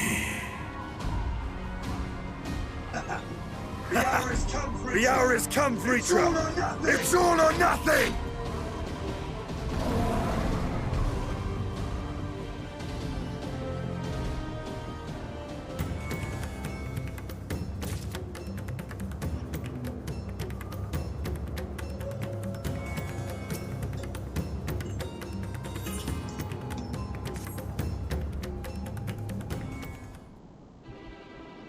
If Malevolent,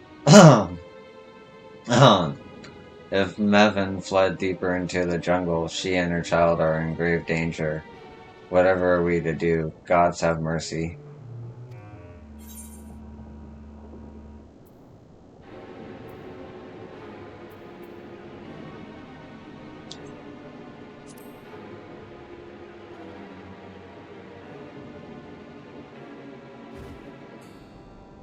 But how could I at a time like this?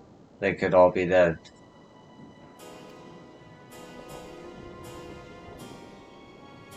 So, if I allow myself to be overcome by this fear, I too might become a beast. I am not sure I understand, but I will do my best. I've seen the wounded. How did the two of you fare? Oh, excuse me. The two of you fare. Did you find your friends?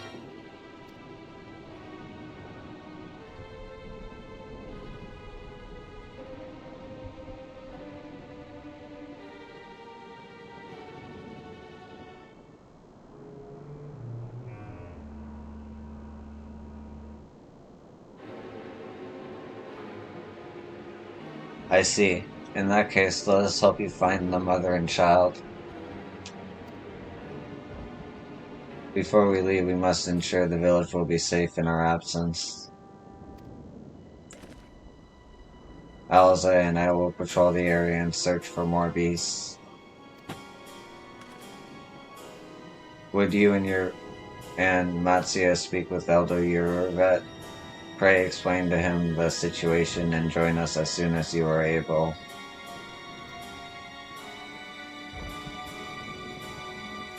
We will save Ben and her child. We can do that much for Koresov.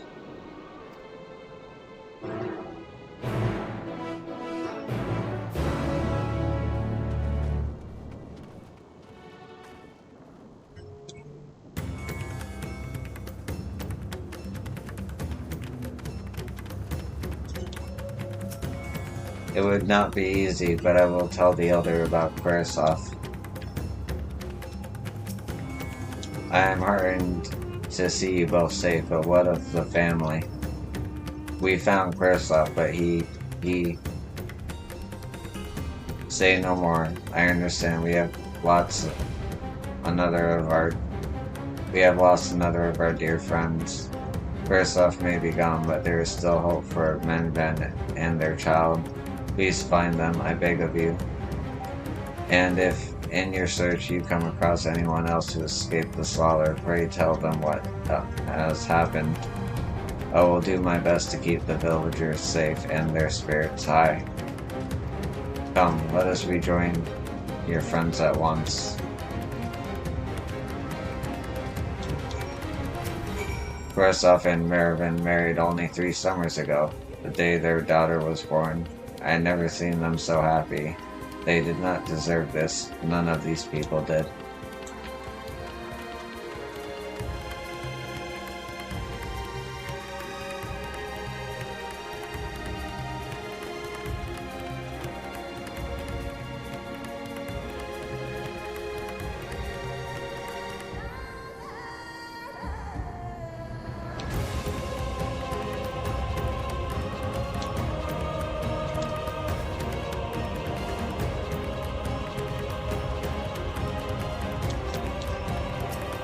Where might Manven have run off to?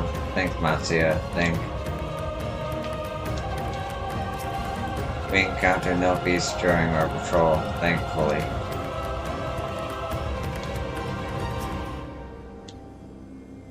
I'm pleased to report that the vicinity appears to be beast-free, no doubt thanks to your earlier efforts. And with that, let us resume our search for our friend and her child. Where should we begin, Matsuya? If we follow Kisorda south, we will arrive at Persura, a temple. It is sacred. It is a sacred place where people go to commune with the divinities. It's possible that Maven sought shelter there, and perhaps other villagers as well. Then it's settled. Matsuya, stay close to me, alright? You two, take the lead. Keep an eye out for beasts and anyone in need of help. Very well. Make for Perusa, and quickly as we are able with me.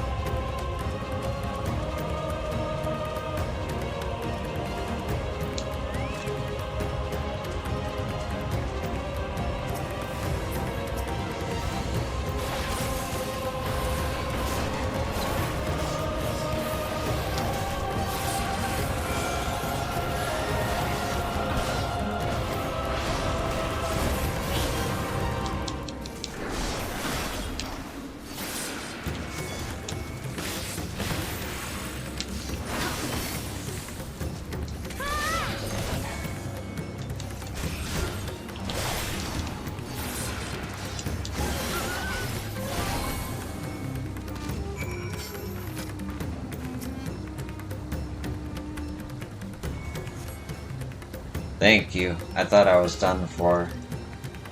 Nevin? She is a friend of mine too, but I have not seen her. She must be out here somewhere trying to avoid the beasts, and with her child, gods, worry not for me, I can make my way back to the village on my own.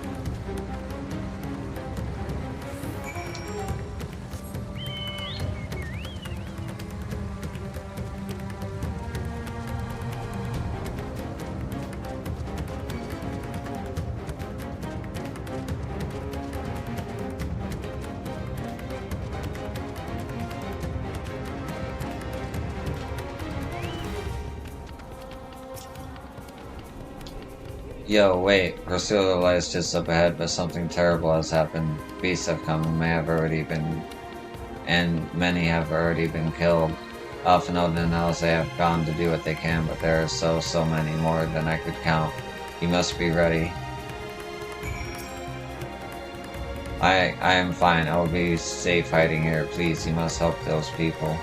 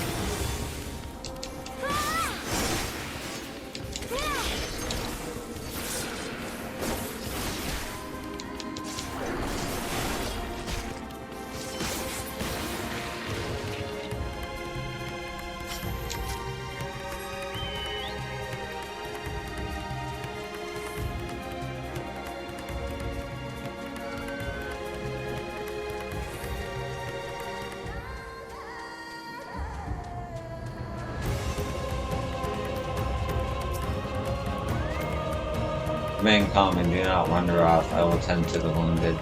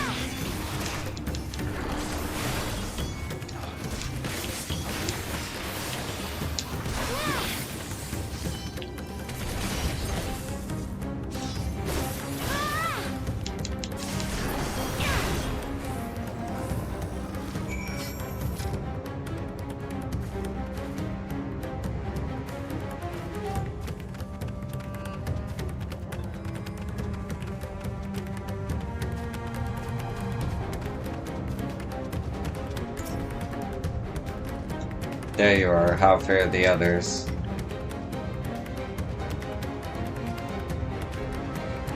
I see. You've seen to all the beasts in sight. In that case, let's have everyone gather in front of the temple.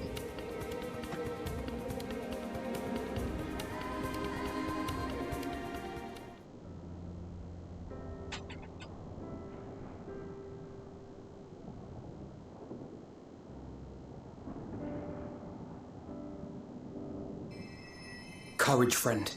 The pain will pass. Has anyone seen Mevlin?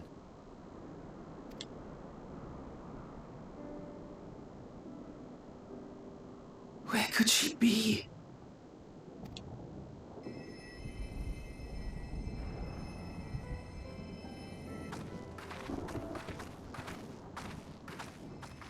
We've dealt with all the blasphemies and made certain no villagers are still in hiding. Good work. We've otherwise tended to the wounded as best we can. What will become of us? Help is on the way, surely. We may have to abandon our homes now, but we will return someday. But where can we go? Is anywhere even safe? That I cannot say. Well, I can. Nowhere's safe. Run all you like, but there's no escaping these things. And even if I could, it's too late for my family.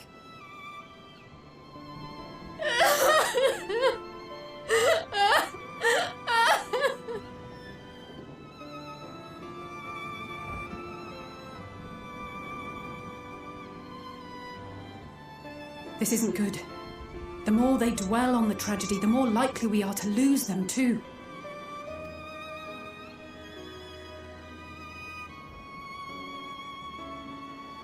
My friends, this is a place of worship.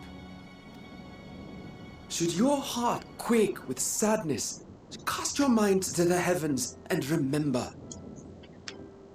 Remember the teachings of the old gods. Did they not implore us to stand fast when waves of sorrow break against our shores?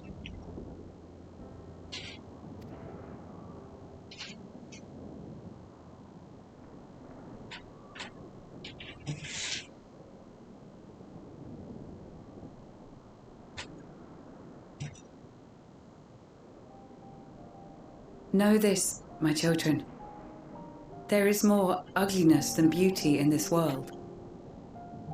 To live is to suffer, to drink of calamity and drown in anguish, to toil and be tested, always and ever. 'Tis a perilous path you walk. Death lurks in the dark, and is the sole promise that awaits at journey's end. You will tremble with terror. You will weep tears of anger and despair.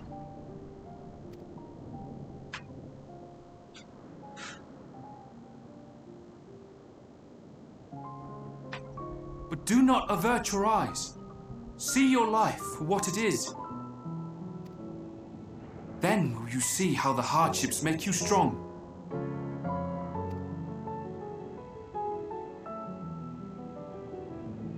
Every doubt reforged as scales for your armour. Every agony to temper your blade.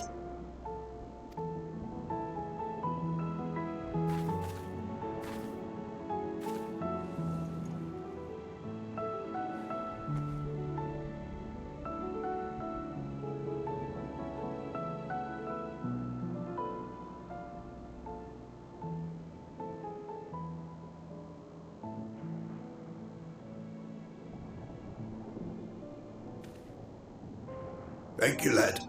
We'd almost forgotten who we are.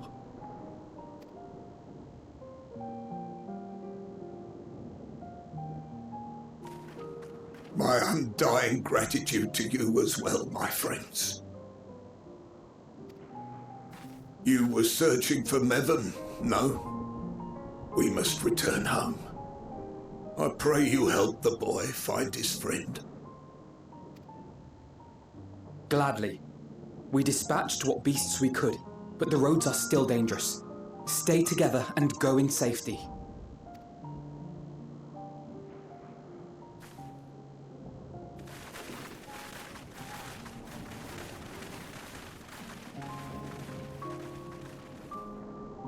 That was very impressive, what you did back there.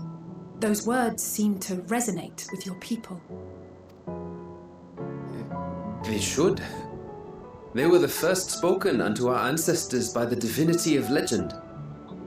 I'm easily upset, and fish are wont to flee a temperamental hand, so I recite the teachings over and over to calm myself.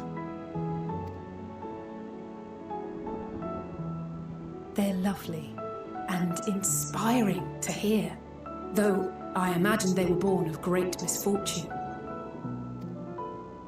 They are born of life.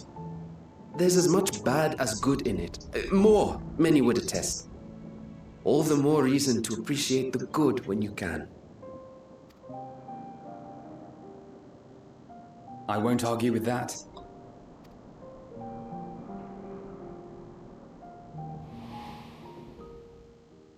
In darkness, seek joy. Surrender not to sadness, and see beyond despair. Walk free, and bear the light for others to follow.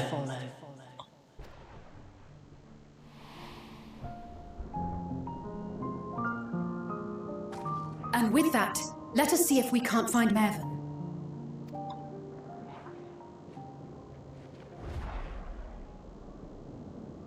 Did you see? That beast was chasing someone.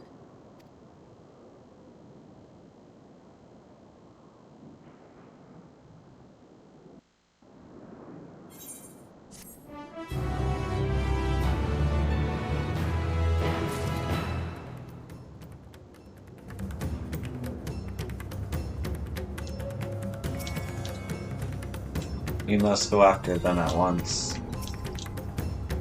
What was that, Melvin?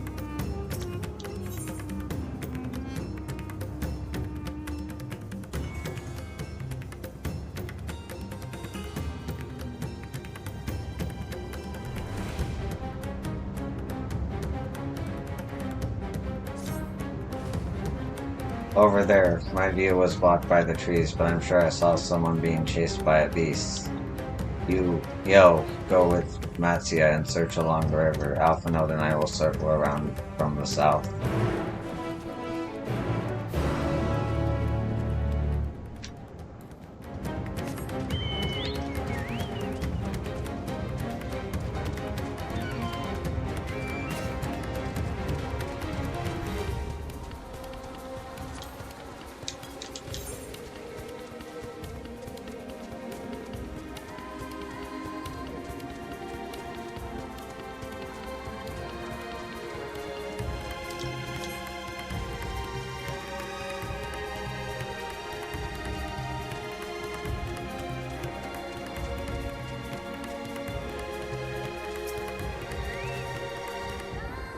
We reached the font of man. Maybe they're hiding in these rooms.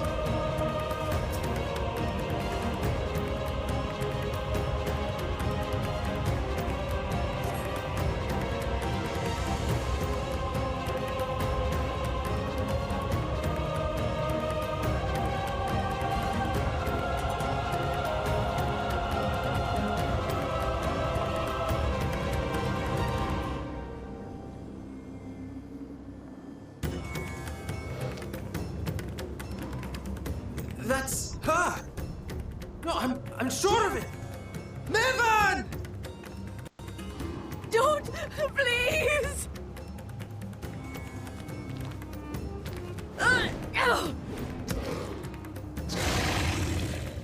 That was dumb.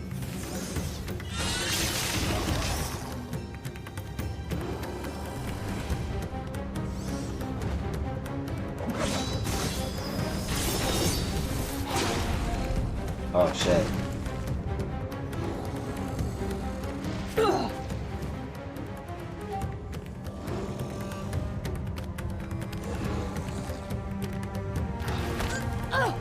No way.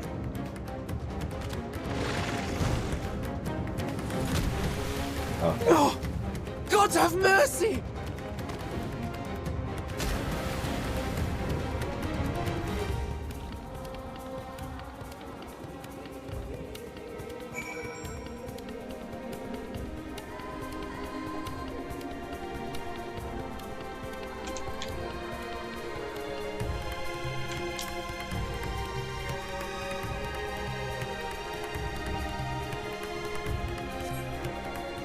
Manvan's lifeless body floats before you, battered and broken. Her death no doubt came swiftly. Her infant daughter, however, is nowhere to be seen.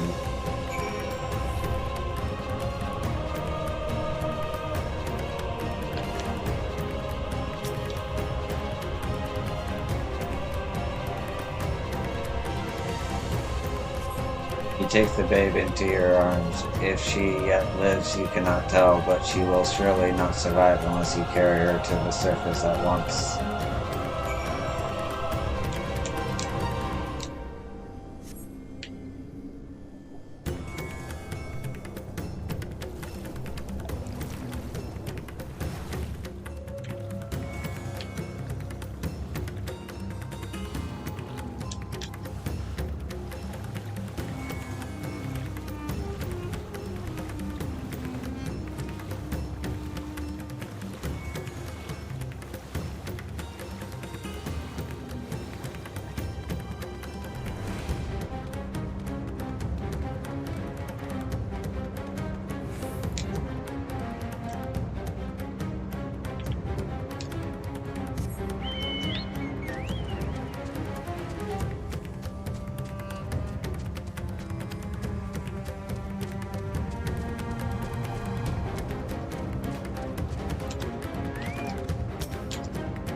Oh no, what are we to do? What are we to do? So, where are they? Did you find Manvan and the child?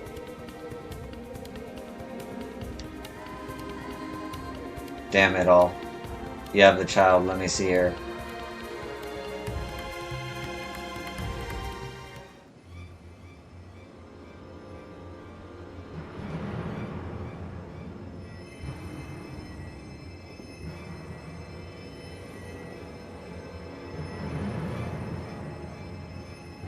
She's so cold, Elfino. The child is alert, and I see no wounds, and yet... she grows weaker. My spells can do no more. What she needs is a change of clothes and a warm bed. We must hurry back.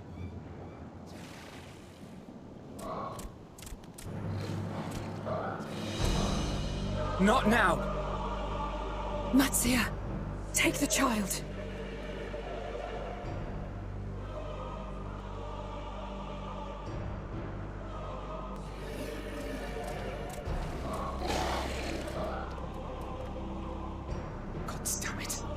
It appears we've made enough noise to be heard for miles around. More will be upon us ere long. We make our stand here. Mattia, can you take her back to the village? But the child, all by myself. You can't be serious. The beasts will follow you home unless we stop them here. And so we shall. Be strong, Mattia. Her life is in your hands. Right. I can do it. I know you can. We'll keep them busy, Mattia. Go! Quickly!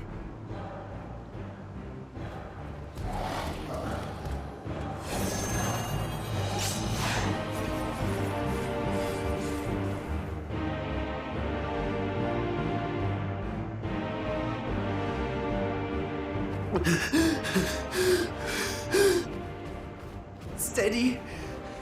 You know the way.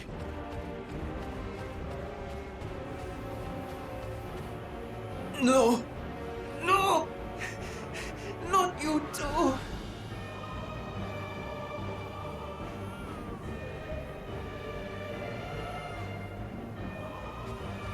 Don't be afraid. Don't be afraid! To live is to suffer, to drink of calamity. It is a perilous path. Death lurks in the dark.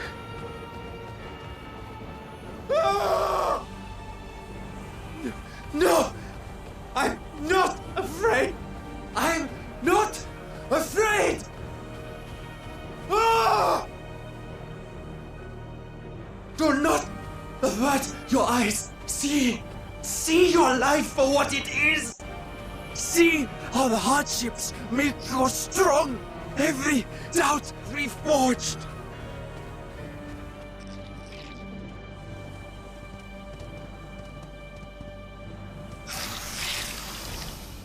Great. Every agony.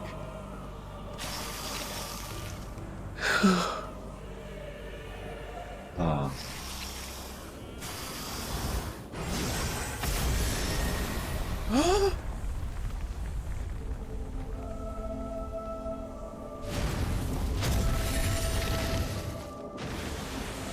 Thank you, Estinian and Team.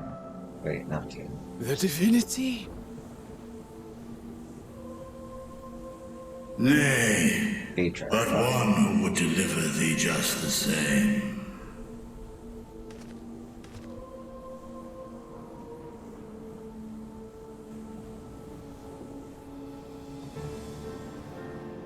Please. You must save the child. She is all that remains of Mevan and Grasef. Please.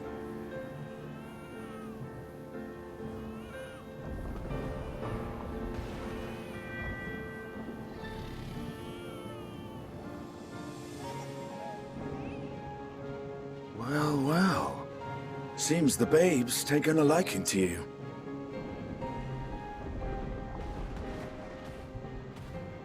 Thou art strong, little one. Let us convey thee to thy home.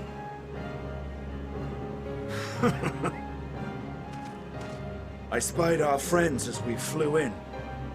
They appeared to be holding their own against the Horde.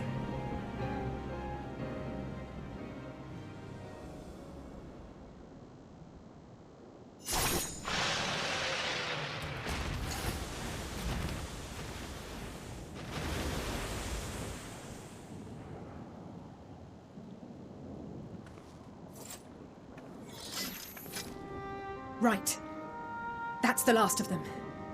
We should hurry and find Matsia.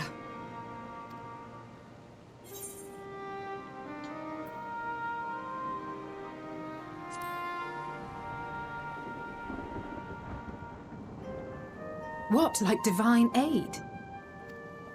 A fine battle it must have been. Shame I missed it.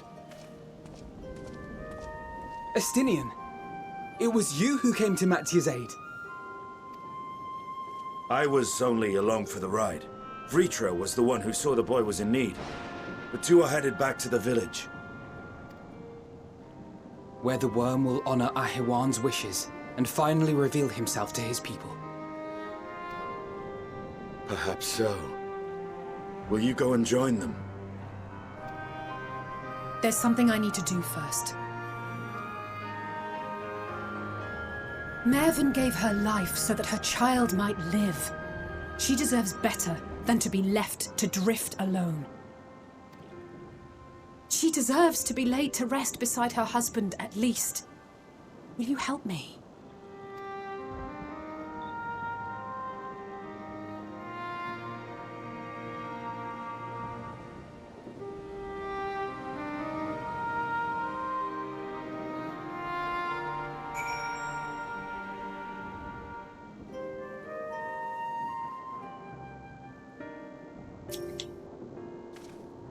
Go. I will keep watch until your work is done.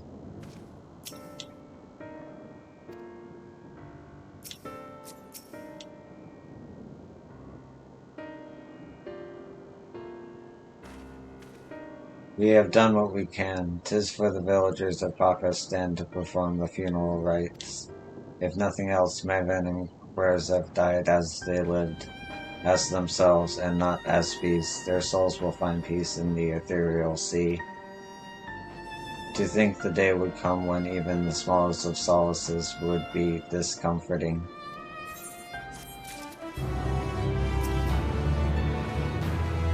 May their souls be united one day, for that and so many other blessed abilities we must avert the final days.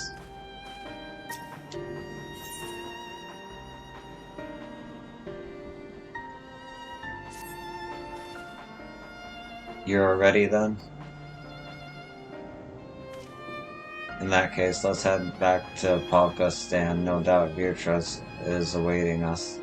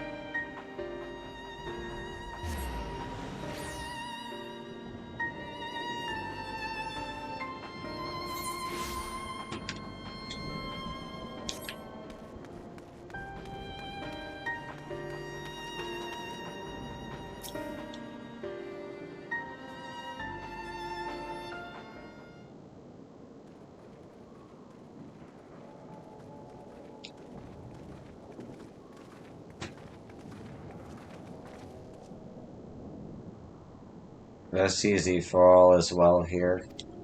Young Massier returned with the babe safe in his arms. Owing to a warm bed, the girl had already begun to regain her strength. Less joyously received was word of the mother and father's fate, as well as that of their transformed neighbors. How many children of Thavnir must we lose to this calamity? Mothers and fathers, brothers and sisters, sons and daughters, every death another void that can never be filled. We who survive them must carry the weight of their memory as we strive to regain the semblance of what we have lost. Briskov and Maven's babe is a child of Thavnir as well. I thank you for returning her to us safe.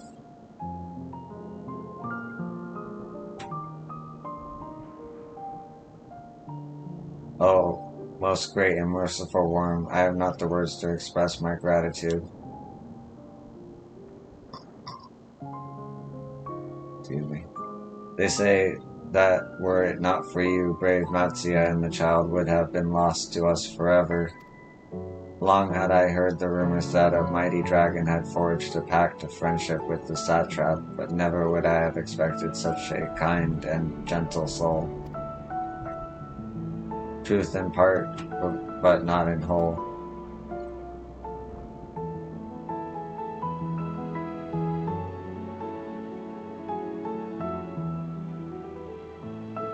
I am Virtra, and for years uncounted hath this isle served as mine abode. An isle I have ruled over as satrap, with Elwyn as my loyal servant. Are my ears to be believed? You were the true satrap all along?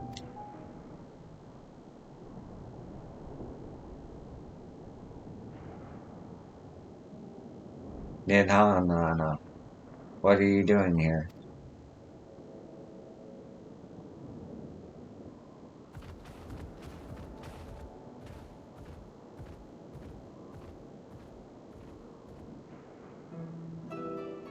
I heard from the Radiant that you had gone to help the people of Palka stand in their time of need, and so I and several of my colleagues from the Great Work came to offer our services. The alchemists have already brewed up some potions for Minvin's daughter. But enough about us. You and your role are the far greater enigma. If you were the true satrap all along, could it be that young Varshan was created to serve as your emissary? Thou didst suspect the boy was but a simulacrum. A rumor has circulated for many years around the High Cucurble that our most skilled alchemists were once commissioned by the satrap's family in secret to fashion a mammoth indistinguishable from a living boy. Looking at Barshan with that knowledge, I simply put two and two together. I was not alone in drawing this conclusion, but like me, they no doubt recognized that the satrap was using those similar to work more closely with his people, and decided not to press the issue. I had always assumed one of Alwyn's associates was manipulating it from afar, though the truth is indeed far more surprising. It is an honor to meet you in the flesh, Master Virtra. Pray allow me to express my gratitude. If you had not believed in and given unto us your scales, I do not know where we would be. Thank you from the bottom of my heart. Was thou and thy fellow alchemists that fashioned the means to unmake the towers? You were the saviors not only of Ratzab but the star. Far too kind you are, Master Virtra, but the star yet wants for salvation. Once more will my colleagues and I commit the knowledge and resources at our disposal to the mission of aiding the people in this their darkest hour. Would seem this place is in good hands. I would return to see how Ratzab fares. What will you do, Scions? I worry for the survivors we met at Perusa. Shall we pay them a visit before making our way back? In that case, might I ask a favor? Nothing too burdensome, I promise. This way.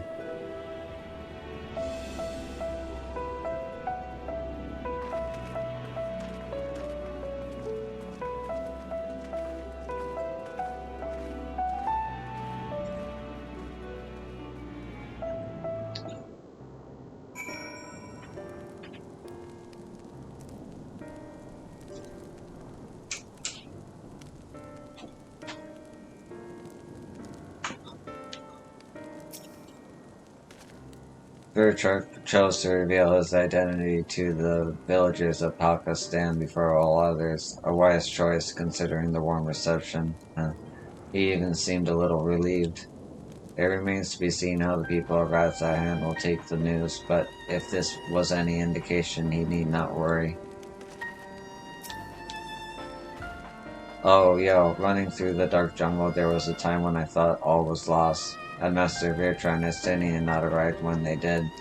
No, I must focus on the good. Ben's precious daughter is safe and sound, and that's all that matters. What a lovely aroma. I wonder what sort of spices those are. Curious, isn't it? The burning sky is so ominous, yet the crackling flames here are somehow calming. Needs to simmer just a bit longer, I'd say. In the meantime, I was hoping I might ask you a few questions. The red sky, these terrible beasts, what in the names of the sisters is happening here in Thavnir?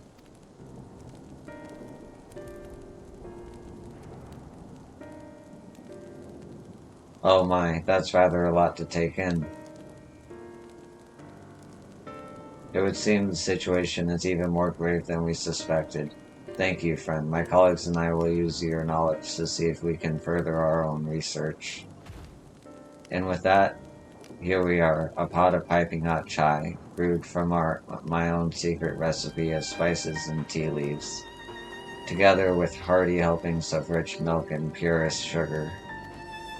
I've made enough for everyone in the village. Might I trouble you to deliver a few cups? To drink has medicinal properties. The drink has medicinal properties then? Not in the least. The ingredients are quite ordinary. It's so very tasty though, and has a way of lifting the spirits. The spicy aroma and distinctive sweetness of chai is a simple, everyday pleasure on our island. Sometimes the best medicine is the simplest. A lovely sentiment, Nidhana. By all means, allow us to assist.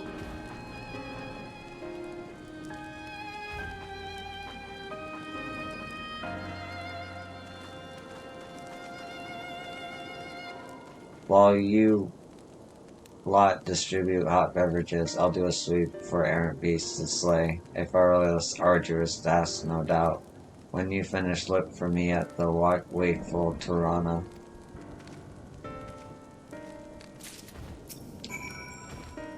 I would be most obliged if you could deliver a few cups of chai to the villagers. I'm certain it will do much to soothe their aching bodies and heavy hearts. Oh, yo, running through that dark jungle, there was a time when I thought all was lost. Had Master Virtra and Estinian not arrived when they did. No, I must focus on the good. Bevan's precious daughter. Oh wait, no. Old dialogue. My bad. Okay, alright, do.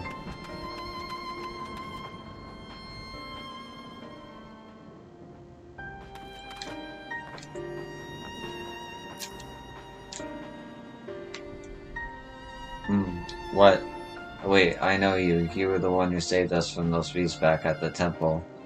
Were it not for you, well, let's not even think about that. At times like this, we mustn't dwell on what might have been, but look to the future. But what future awaits us? How can Ratsat hope to recover from this? Most of my friends are gone, and I don't know where to turn.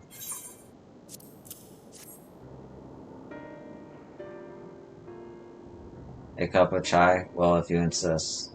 Ah, that aroma has a way of clearing the mind. Come to think of it, we've faced our fair share of trials in the past as well. And no matter how hard the times, we've always come together as a people united.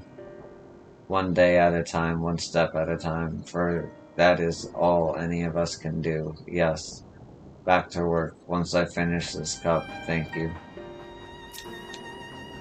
First order of business is securing food and shelter. We also must contact our friends in the city and see how they fare. No rest for the weary.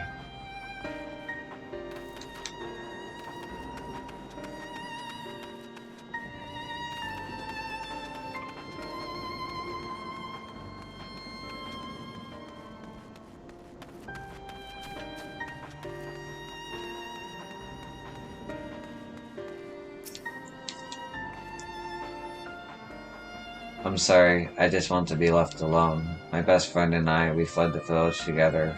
one of the beasts took him, and it was all I could do to run, and for a while I could hear his monstrous voice screaming my name.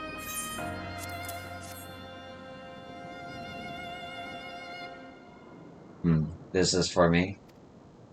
We used to drink chai together often, shared stories over steaming cups after a hard day's work. Thank you, friend. The pain may never pass, but I must press on all the same, for his memory and for we who must remember.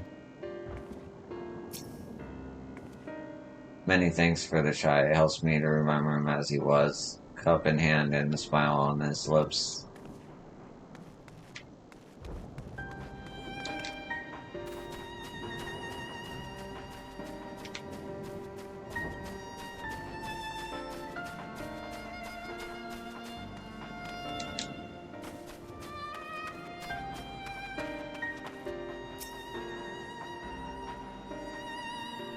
Look at them all, lazing about, knowing full well the beast might strike again at any moment. Do they not realize their lives are in danger? Well, I for one intend to survive. I'm too young to die. Yes, I'll leave this island behind if I must. But would I go? Is anywhere safe these days? Have some chai. A cup of chai? Can't you see I have more important things to worry about? No, you're right. It's precisely in times like these that we must strive to remain calm and steady. I do believe I'll visit the Elder and see what needs to be done. If there is any way I can aid my village and my friends, I'll do it.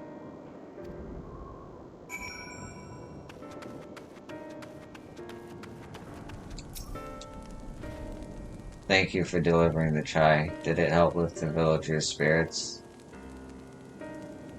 That is heartening to hear indeed. The final days show no signs of abating, but that is all the more reason that we must try to keep our composure.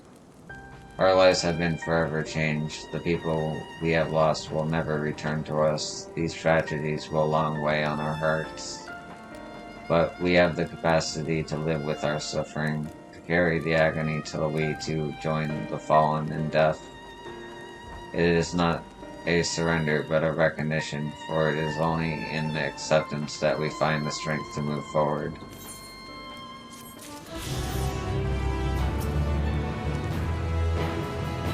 Hardships is an inescapable part of life, we believe, and so our traditions teach us how we might overcome these trials.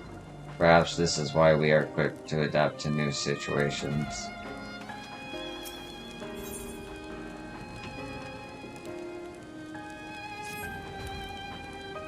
As you have finished your deliveries, might I talk with you a moment?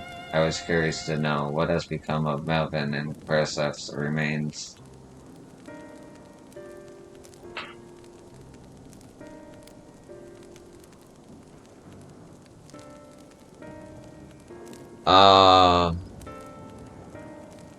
I'm not sure how a promo code works for 10 viewers. That sounds a little sus, but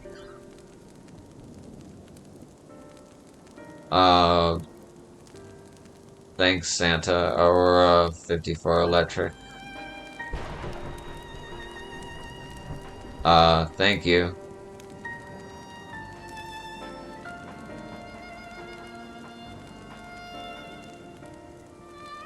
Oh wait.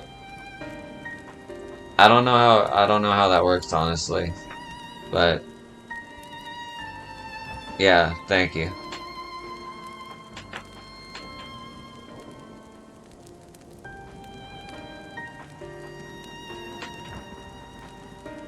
I don't know what that's about, but yeah, I'm gonna continue on with playing the game now. Oh, thank you, friend. Surely they will be able to rest peacefully by each other's side. I had the people of Pakistan will perform the rites as soon as we are able. As for the child, it will not be easy for her growing up without her parents, but I promise to do what I can. Once she is able to eat solid food, the fish I catch will help nourish her.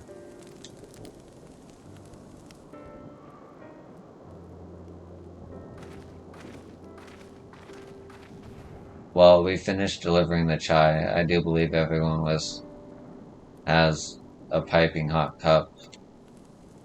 I could almost believe there's a magic at work, how their tension fades with every sip. Let us pray the Pakistan has seen the last of these transformations, at least for now. They are still at risk, as every village in Thavnir, like as not. Still, I trust we can leave this place in the care of our friends from the Radiant and the High Crucible. Shall we return to Rasat Hand? By all means, do not let us keep you further.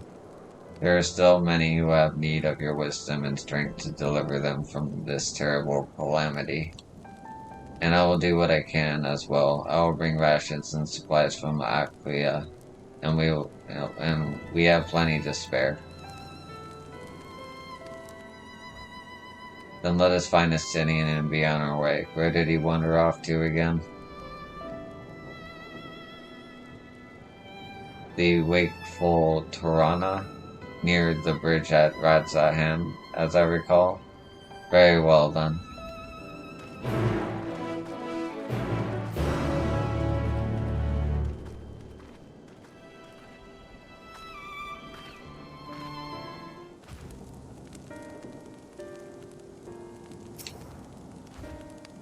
When you and your friends entrusted me with the child, I was beside myself with here, and bringing her back safe. However, I realized I was capable of so much more than I ever believed.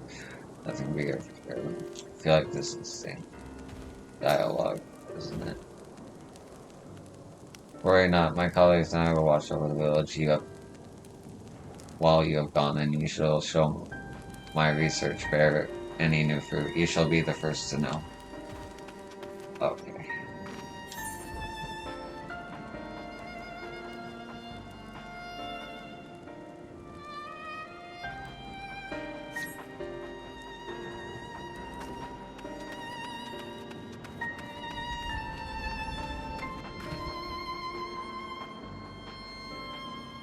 Well, I could do Aetherite quests. I gotta babysit in 22, in like a half hour actually. Hold on, let me check upstairs. I'll be right back.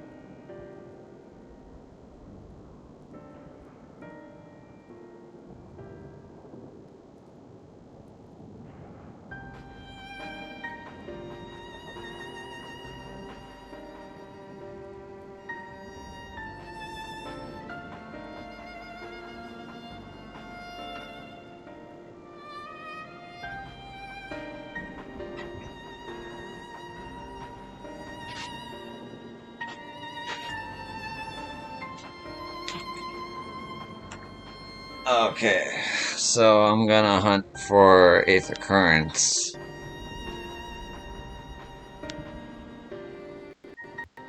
Since I don't have much time left.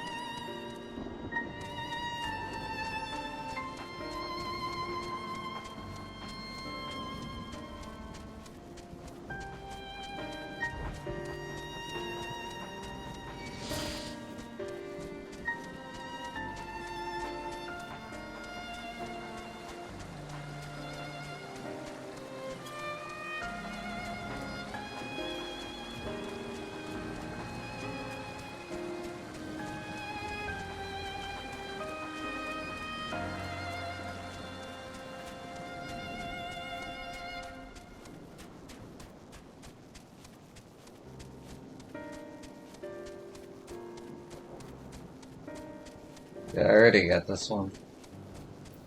I might have already got this one.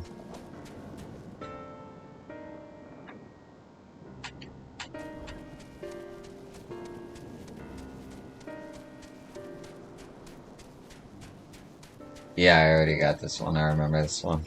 Right. But there's one north.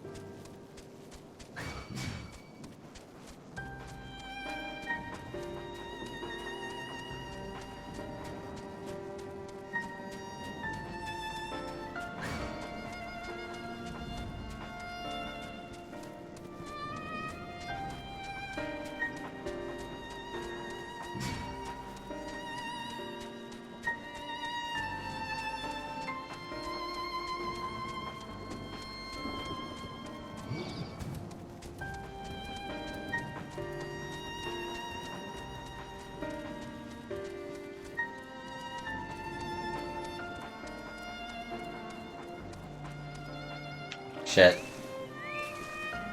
God damn it. Where can I get back up? Where can I get back up?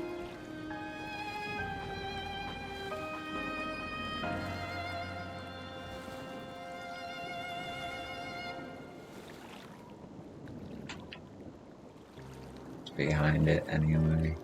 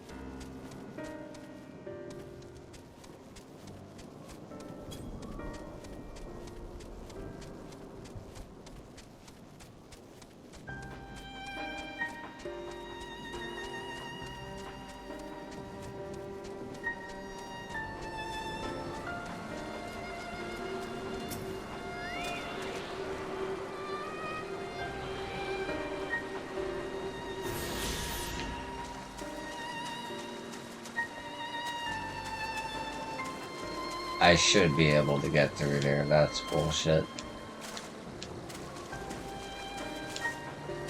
Alright.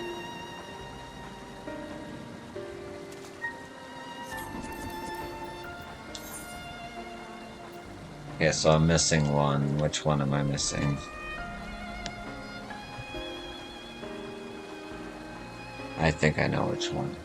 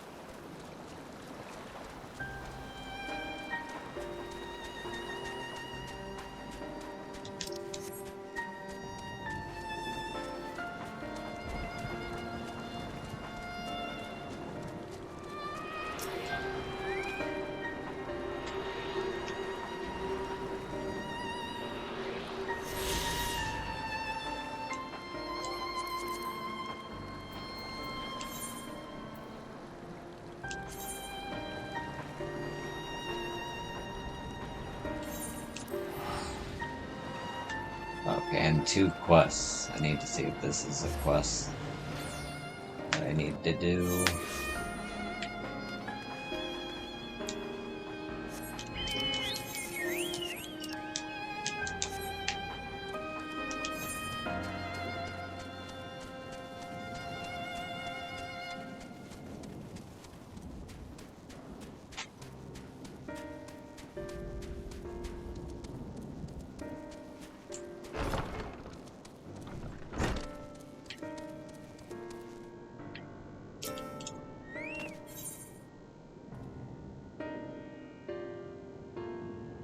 Oh, that's right. I remember. That's a continuation of another Aether quest.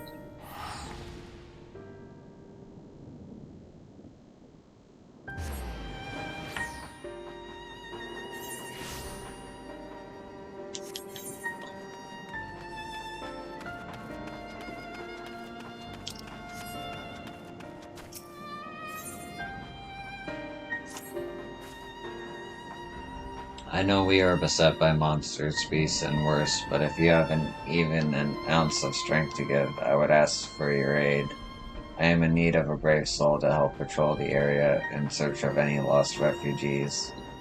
I would ask my brothers and sisters of the Radiant Host, but our numbers have been greatly diminished.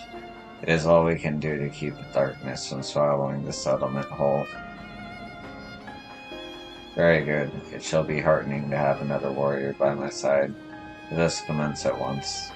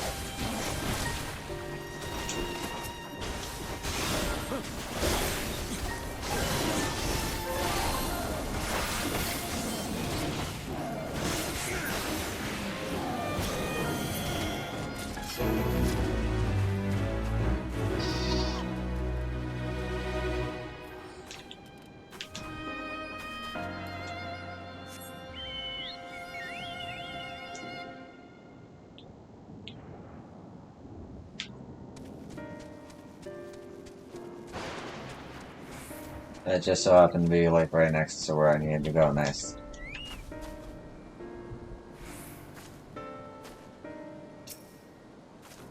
We should begin our patrol by heading south, a route through which many refugees from Yeldamun pass. We will cover more ground if we split into two groups. If you should find anyone in need, go to their aid, and if you discover any discarded effects, collect them for safekeeping. And if you should encounter one of those terrible beasts, slay it where it stands. Once we've made a thorough search of the area, let us rendezvous back here. Godspeed.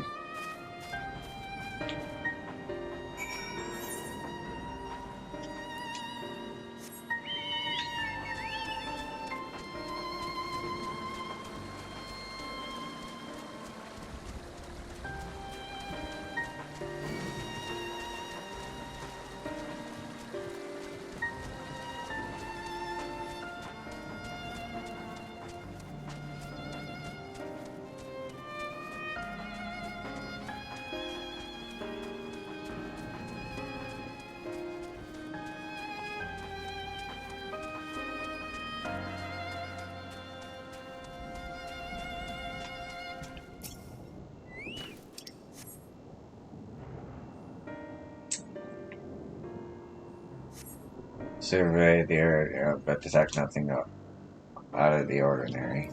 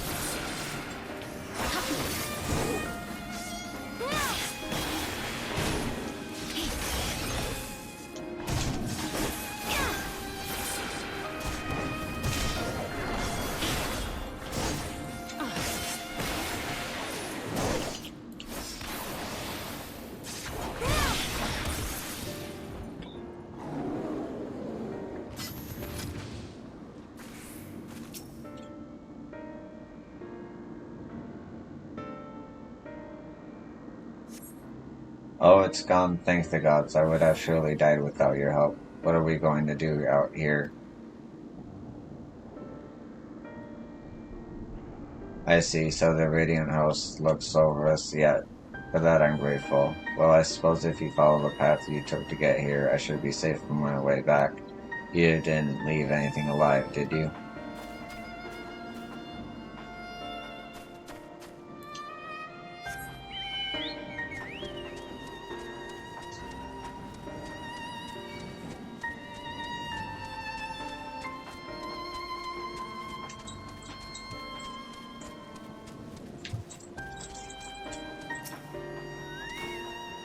You see a strange statuette lying on the ground, depicting one wearing a beastly mask. It may be best to collect it.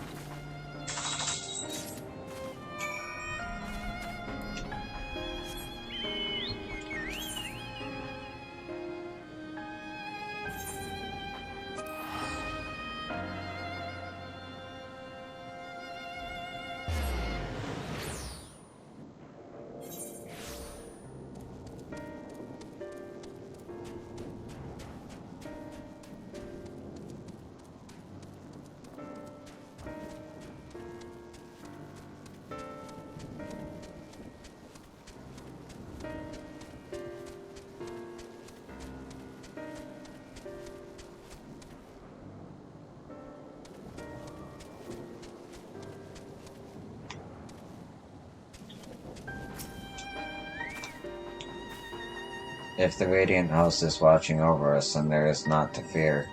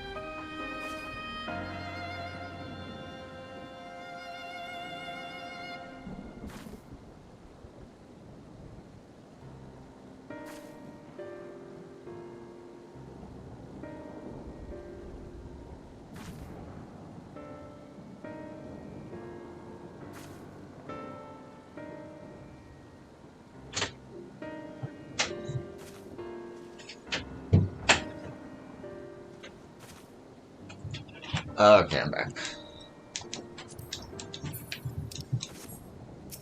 Welcome back. I've read all about your noble deed. Allow me to thank you for protecting those who cannot. I'll add my thanks to hers. If not for you, I'd be nothing but food for the beasts. You've more than earned a reward for your time. Speak with me again at Parker's stance and I'll ensure that you get it.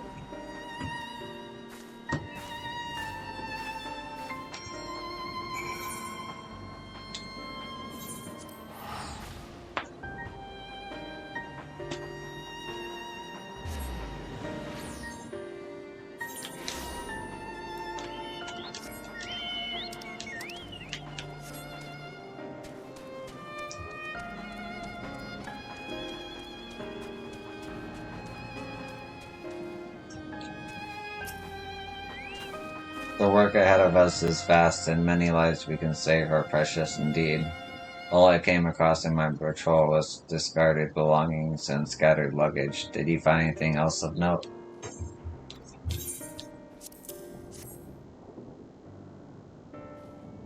I recognize this figure. Doubtless you are curious as to what it depicts.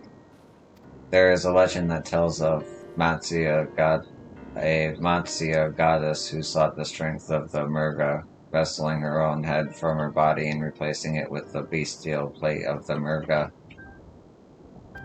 In pursuit of wisdom, did a Murga do the same, replacing its own head with that of a Matsya? Thus were born divine beings, gifted with both strength and wisdom, heralding an age of untold peace. One of the refugees must have dropped this in their flight. This figure is a reminder that the most insurmountable hardships can be overcome by looking beyond the bounds of tribe for help. A figure so fine was likely beloved by its owner. I shall do what I can to see it return to them. Thank you for your help today, traveler.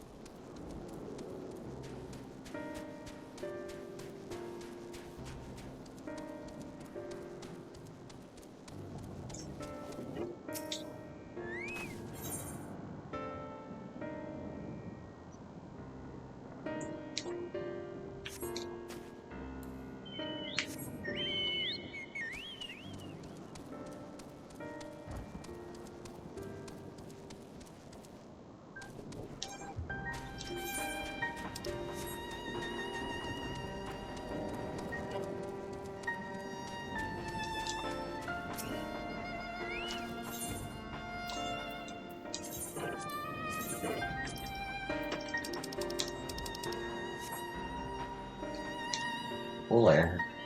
Cool air.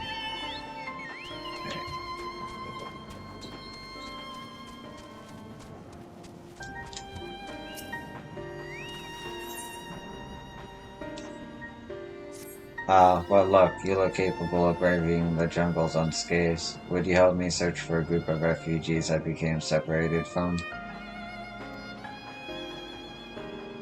As the chaos unfolded around us, I fled in the direction of Agma Temple along with a few others. One of those terrible beasts fell upon us, and I lost track of my group in the chaos. While I was able to make my way here, none of the others have, and I worry for their safety. I would like nothing more than to search myself, but all hands are required to defend this place. Agama Temple is to the west. Please journey there and guide anyone you can find back here. I only hope that some manage to survive the madness. We were hiding near Agama Temple to the west. If you find anyone alive, please guide them here so they can be better protected. May the gods watch over you.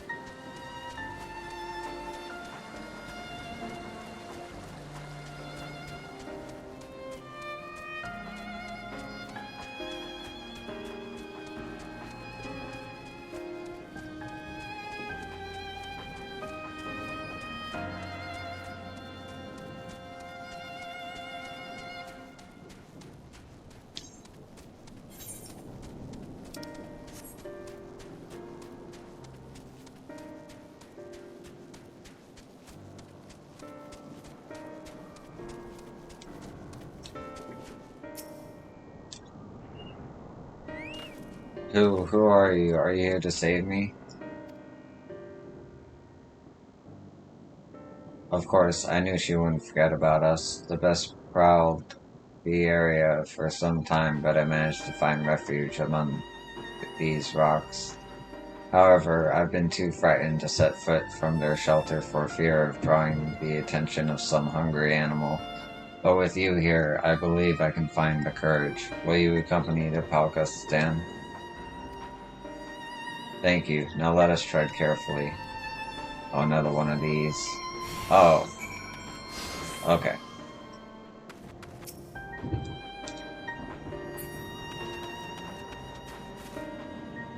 So he's just gonna follow me.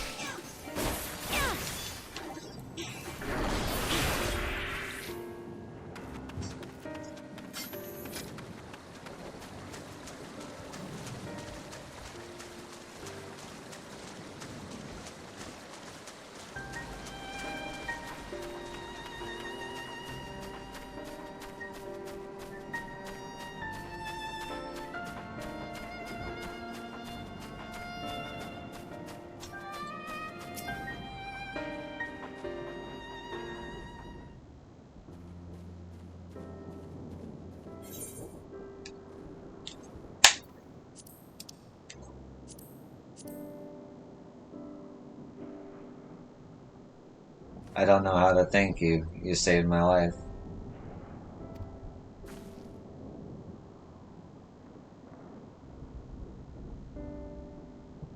Please tell me that brave woman from the Radiant Host that I've arrived safe and sound. I must think of a way to repay your bravery.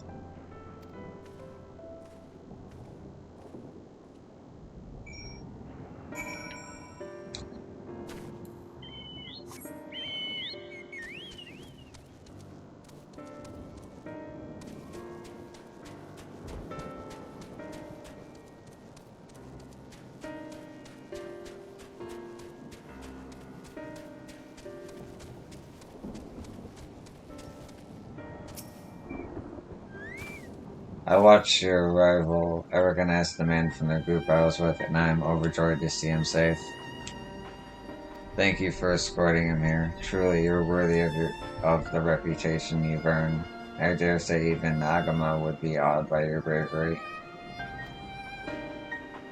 He was a storied mendicant of the Arxadora. Oxadora.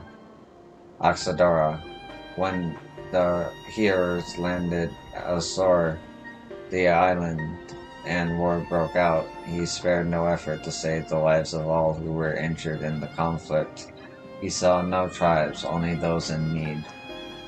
He is not so different from you, who throws herself into the maw of danger to save someone they've never met. If Agama's spirit lives on today, it is through your selfless deeds. Take this as a reward, although I have no doubt you would deny it if I let you. Once my watch has ended, I shall patrol the woods in search of any more hiding amongst the trees.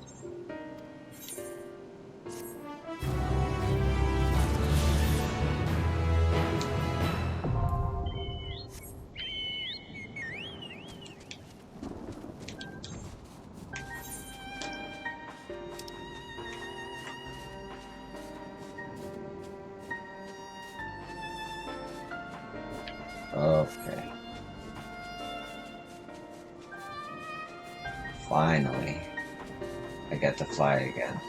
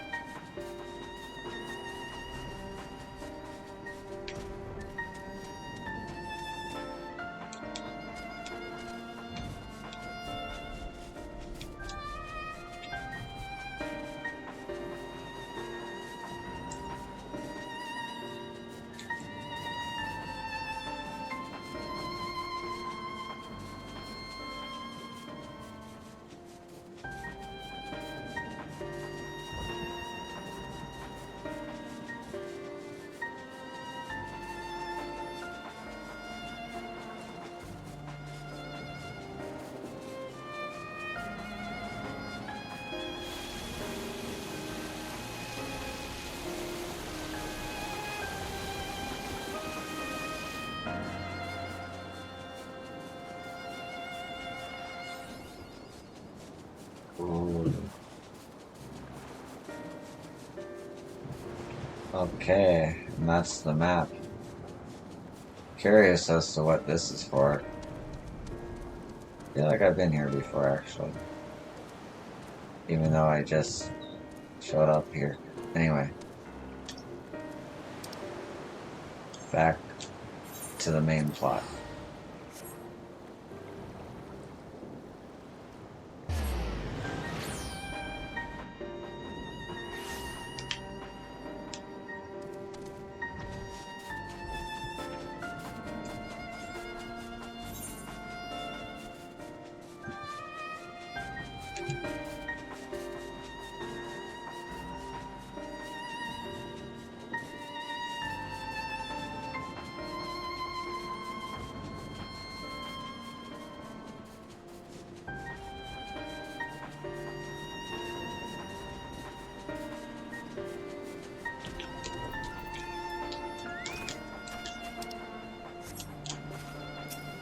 How do you suppose the others have fared in the capital? I hope things have been not too eventful in our absence.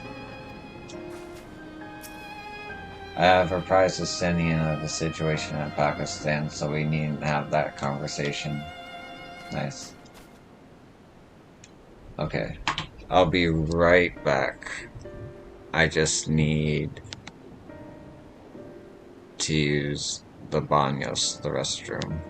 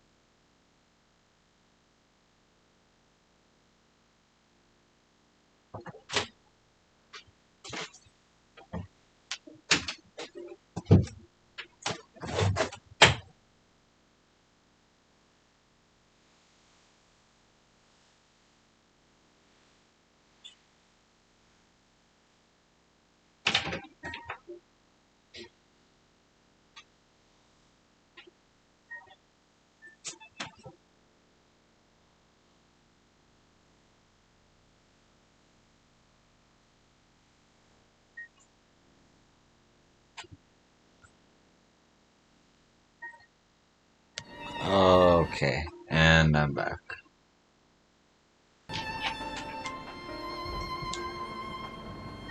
Alphinaud told me everything. Full glad I am to hear the people are safe. Likewise, you will be pleased to know I found no evidence of lingering beasts in the jungle and ruins. Twould seem you've finished off the last of them. Trying times yet lie ahead for the people of Thavnir. Fortunately, they have a wise and benevolent satrap to zephyr them through. Speaking of which, I received word from Thancred not a short while ago. He awaits our return to the city of Azil's path. Come.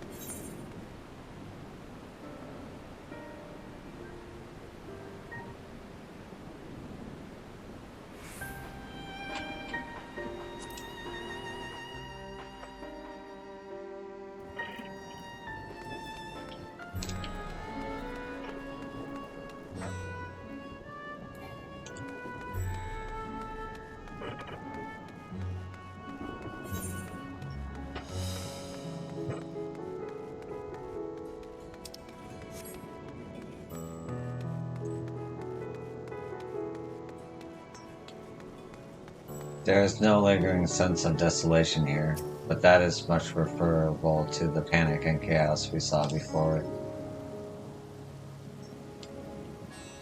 The poor old woman who became a beast said her grandson had gone to Pakistan. I hope he survived. It will be a struggle for the people to come to terms with these tragedies, but they are far stronger than you may think. It's good to see you safe, given the skies 'tis all too easy to fear the worst. I am pleased to report that we've succeeded in quelling the threat here in the city. The beasts have all been felled and the citizens are safe for now. I've also heard from the Radiant that an important proclamation will be made into the square, though they said no more than that. Might you have any idea what it is about?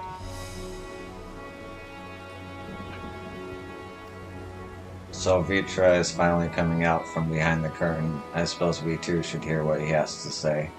To Megudata, then, before that, it would appear that word of the assembly has not yet reached all the citizens.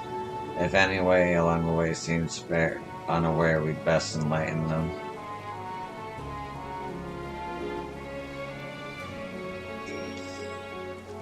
I'm sure everyone will hear about it soon enough, but those who don't attend will be kicking themselves later for missing what's certain to be a historical moment.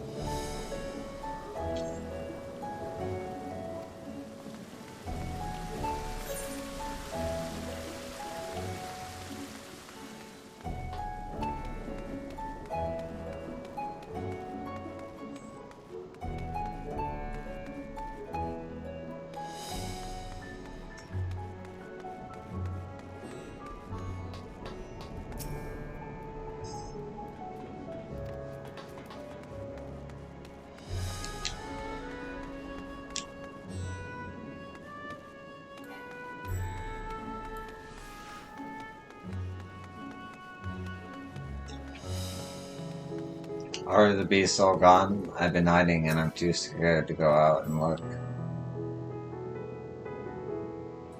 Oh, that's a relief. I thought one of those beasts was going to eat me.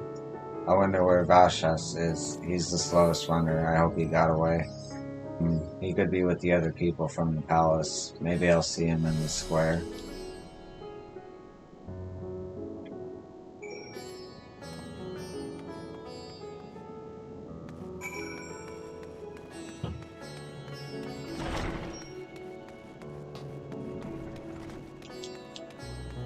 Leave me be, please. I swear to you, my flesh tastes absolutely terrible.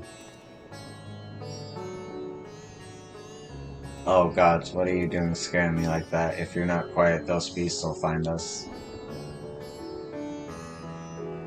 The square, you say? But that's where the satrap was killed. With my very eyes I saw him question that creature's mom. So many lives lost, such terrible carnage.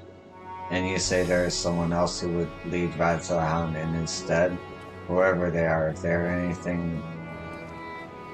they say anything to sully the memory of our beloved satrap, I'll make them regret it.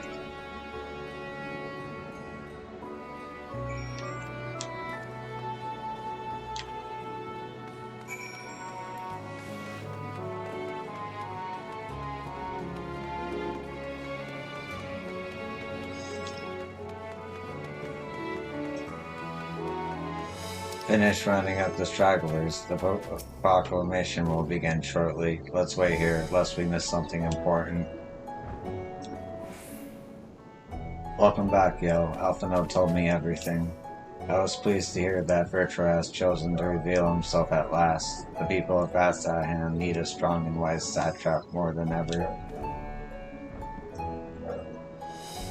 People are slowly making their way here, but many are still crippled by fear and doubt. Hopefully Virtua's message of hope will resonate strongly enough with the ones willing to listen, and spread to every corner of Thavnir. I hear you were able to bring the situation at Pakistan under control. Every life is lost is a tragedy, but you should take pride in doing what you could. When I assumed command during the earlier panic, I did so instinctively and out of necessity. 'Twas not my place to give orders, but I am glad the people heeded them. But now they have need of a true leader, a magnanimous and just satrap who can guide them every step of the way. Fortunately, they are blessed with one such soul. If anyone could protect and guide them through all this calamity, it is he.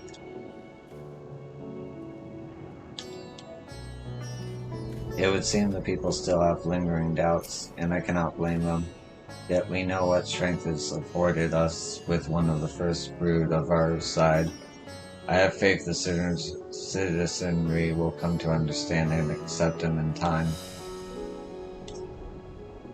Worm and man working towards a common goal.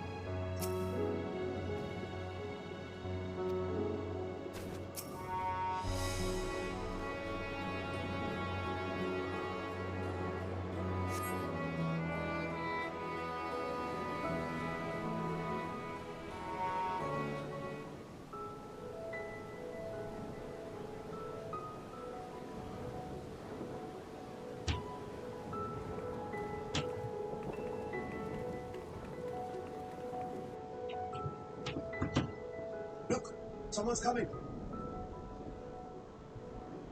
Look! Someone's coming!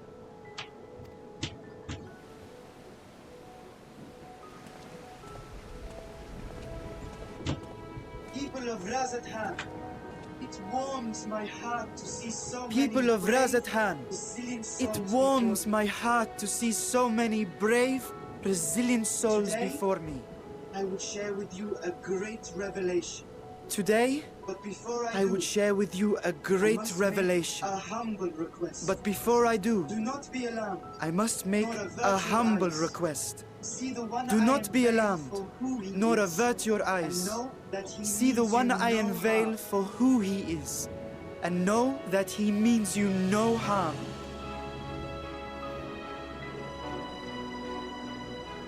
Very well.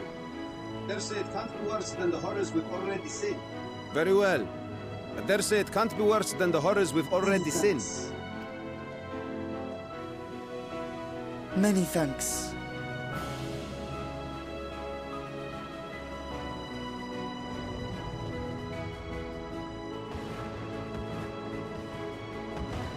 A dragon! A dragon! Wow! Wow! People of Radzatan, I am Vritra. People of Radzatan, I am Vritra. And for years uncounted hath this isle served as mine abode. 'Tis as the satrap's ally I am. 'Tis as the Satrap's ally I am known. Today, I would reveal the truth unto you. Let us hope they accept him. Let us hope they accept him.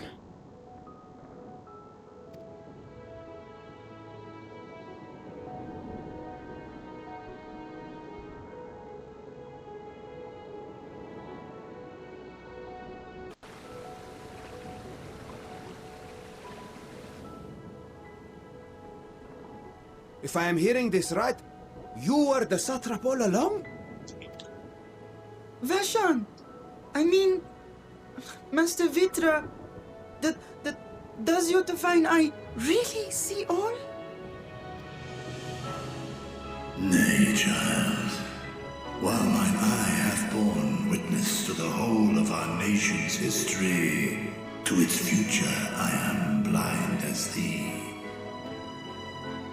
Countrymen, calamity the likes of which we have never known is come to Fafnir, our home. Friends and loved ones have been taken from us. I, too, have lost my closest confidant. Ahewan loved this land and served it with dignity till his dying breath. A nobler satrap there will never be.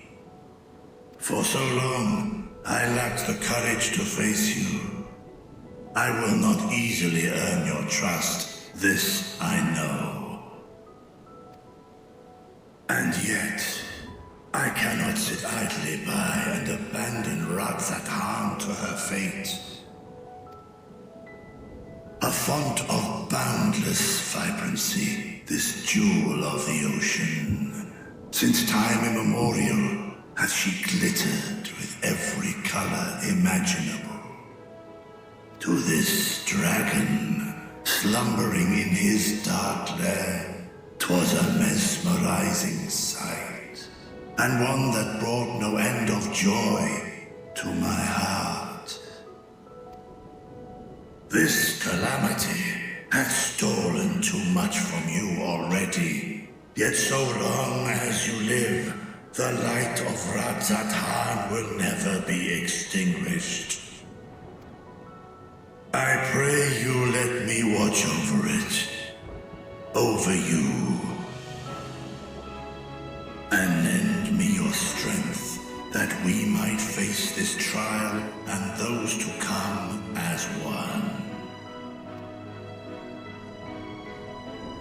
I do not know you, dragon, but I thank you for speaking the truth to us. As divinities, both Manusha and Riga once joined together, so too do I believe that hand in hand, we can overcome this ordeal and welcome an era of peace.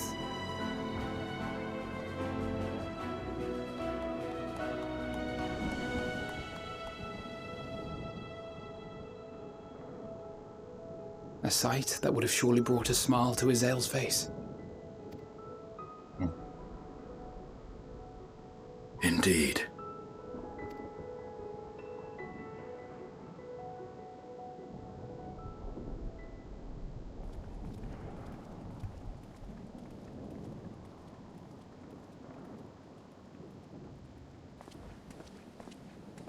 Excuse me, but I must speak with the satrap at once. Father.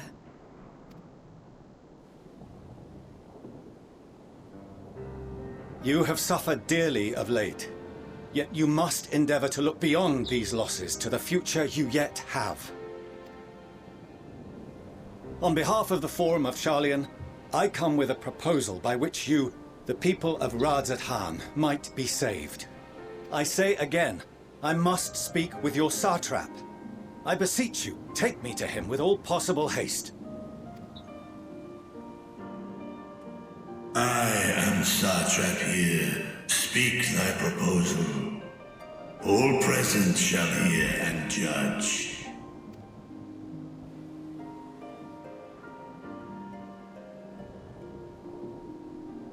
If I have given offense, then I apologize. First, allow me to share with you what knowledge we have of the phenomenon responsible for your woes. The final days. 'Tis an affliction of stagnancy and rot, sown into the currents of the star. Though the first prominent manifestation was here, in Thavner, it will invariably spread to every corner of the world. The Forum was forewarned of this apocalypse several centuries ago.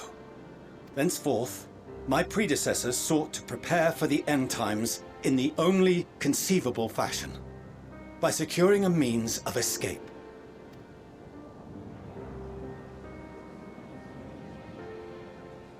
Escape this star? What madness is this? 'Tis by no means madness. With the coming of the 7th umbral calamity, the true nature of the Red Moon, Dalamud, was revealed. That it was an artificial construct of ancient Alag.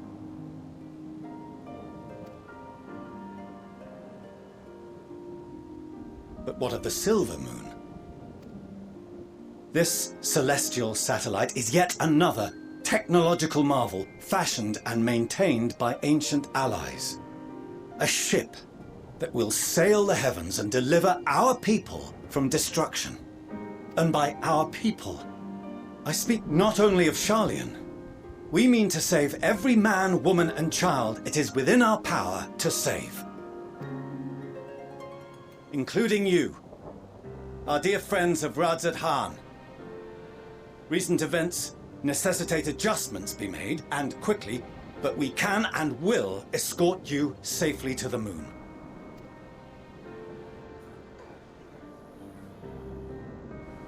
Long has thy Forum been allies to Thavner. I trust thou dost not extend this offer lightly. Yet I wonder, is this truly the way? Is there a future to be built for us beyond this star our father deemed the last bastion of hope?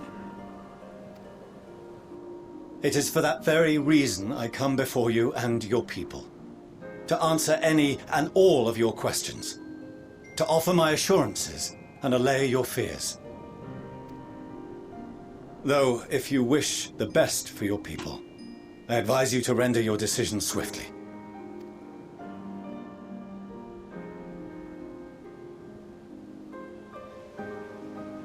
Show our friends to Megaduta. They are to be received as honored guests.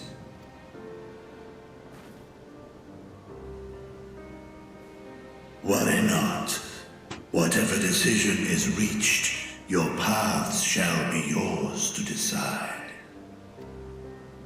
Until then, heed the warning of these brave heroes. Guard your hearts against fear and despair, for it is within such fertile soil that the seeds of blasphemy find purchase. Remain calm and attend to your daily tasks. I shall return anon. We'll do as you say, Master Vitra. We believe in you.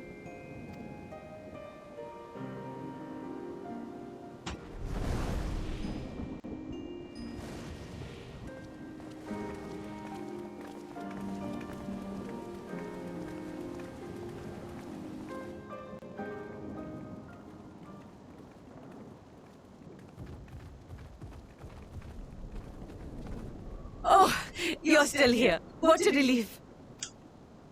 Nidana, what's the matter? Has something happened at Palakastan? Oh, no, not that I know of. I just hope to hear your thoughts on a theory of mine. All who undergo the transformation are drained of their ether, yes? What is it then that gives these beasts the strength to carry on as they do? Logically, they must be drawing upon an alternate form of vital energy. That put me in mind of our earlier conversation, when I tried to explain the essence which many confuse with ether. Akasha. Yes, I remember. The unseen gift bestowed from on high. An energy influenced solely by emotion. Yes, yes. In this instance, negative ones set Akasha into motion, thereby infusing the beasts with vitality. I posit this as the mechanism by which the beasts are born and sustained.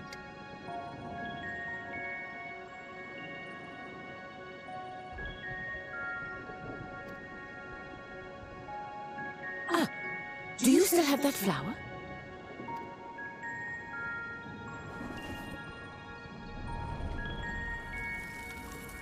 Oh, that's not fucking good.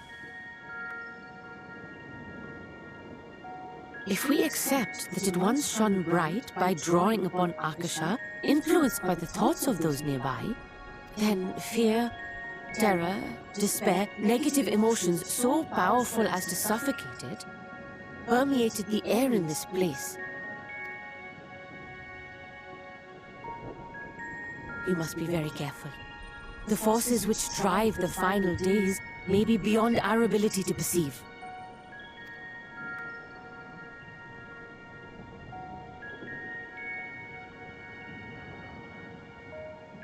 Sorry, I didn't mean to scare you like that.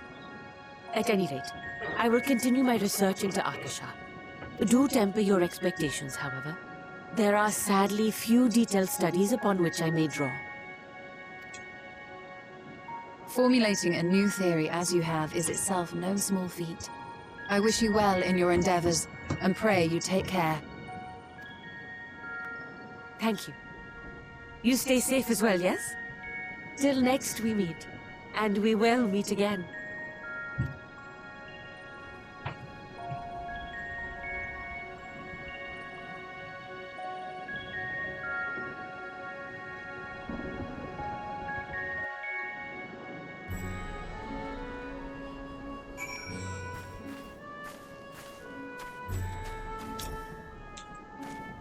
I have been entrusted with the message for you and your companions. When you're done speaking among yourselves, I would share it with you.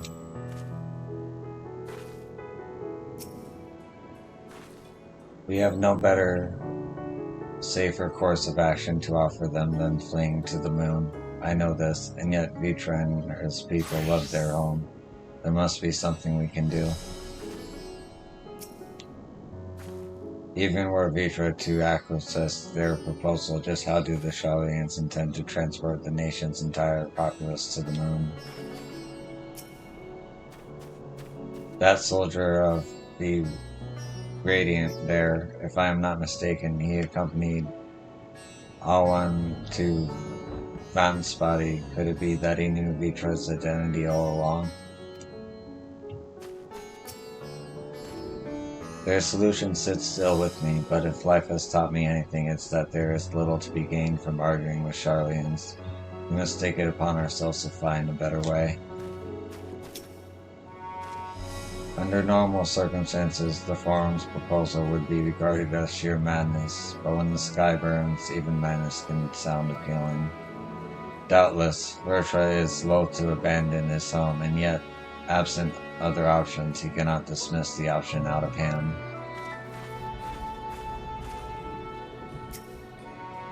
As far as we have come, and after all the horrors we have seen, there is still so much we do not know about the final days. Could it be, as Ninana said, that the cause of this phenomenon is beyond our comprehension? And so, are we powerless to forestall it? No matter what my father and the Forum say, giving up and abandoning this place cannot be our only recourse.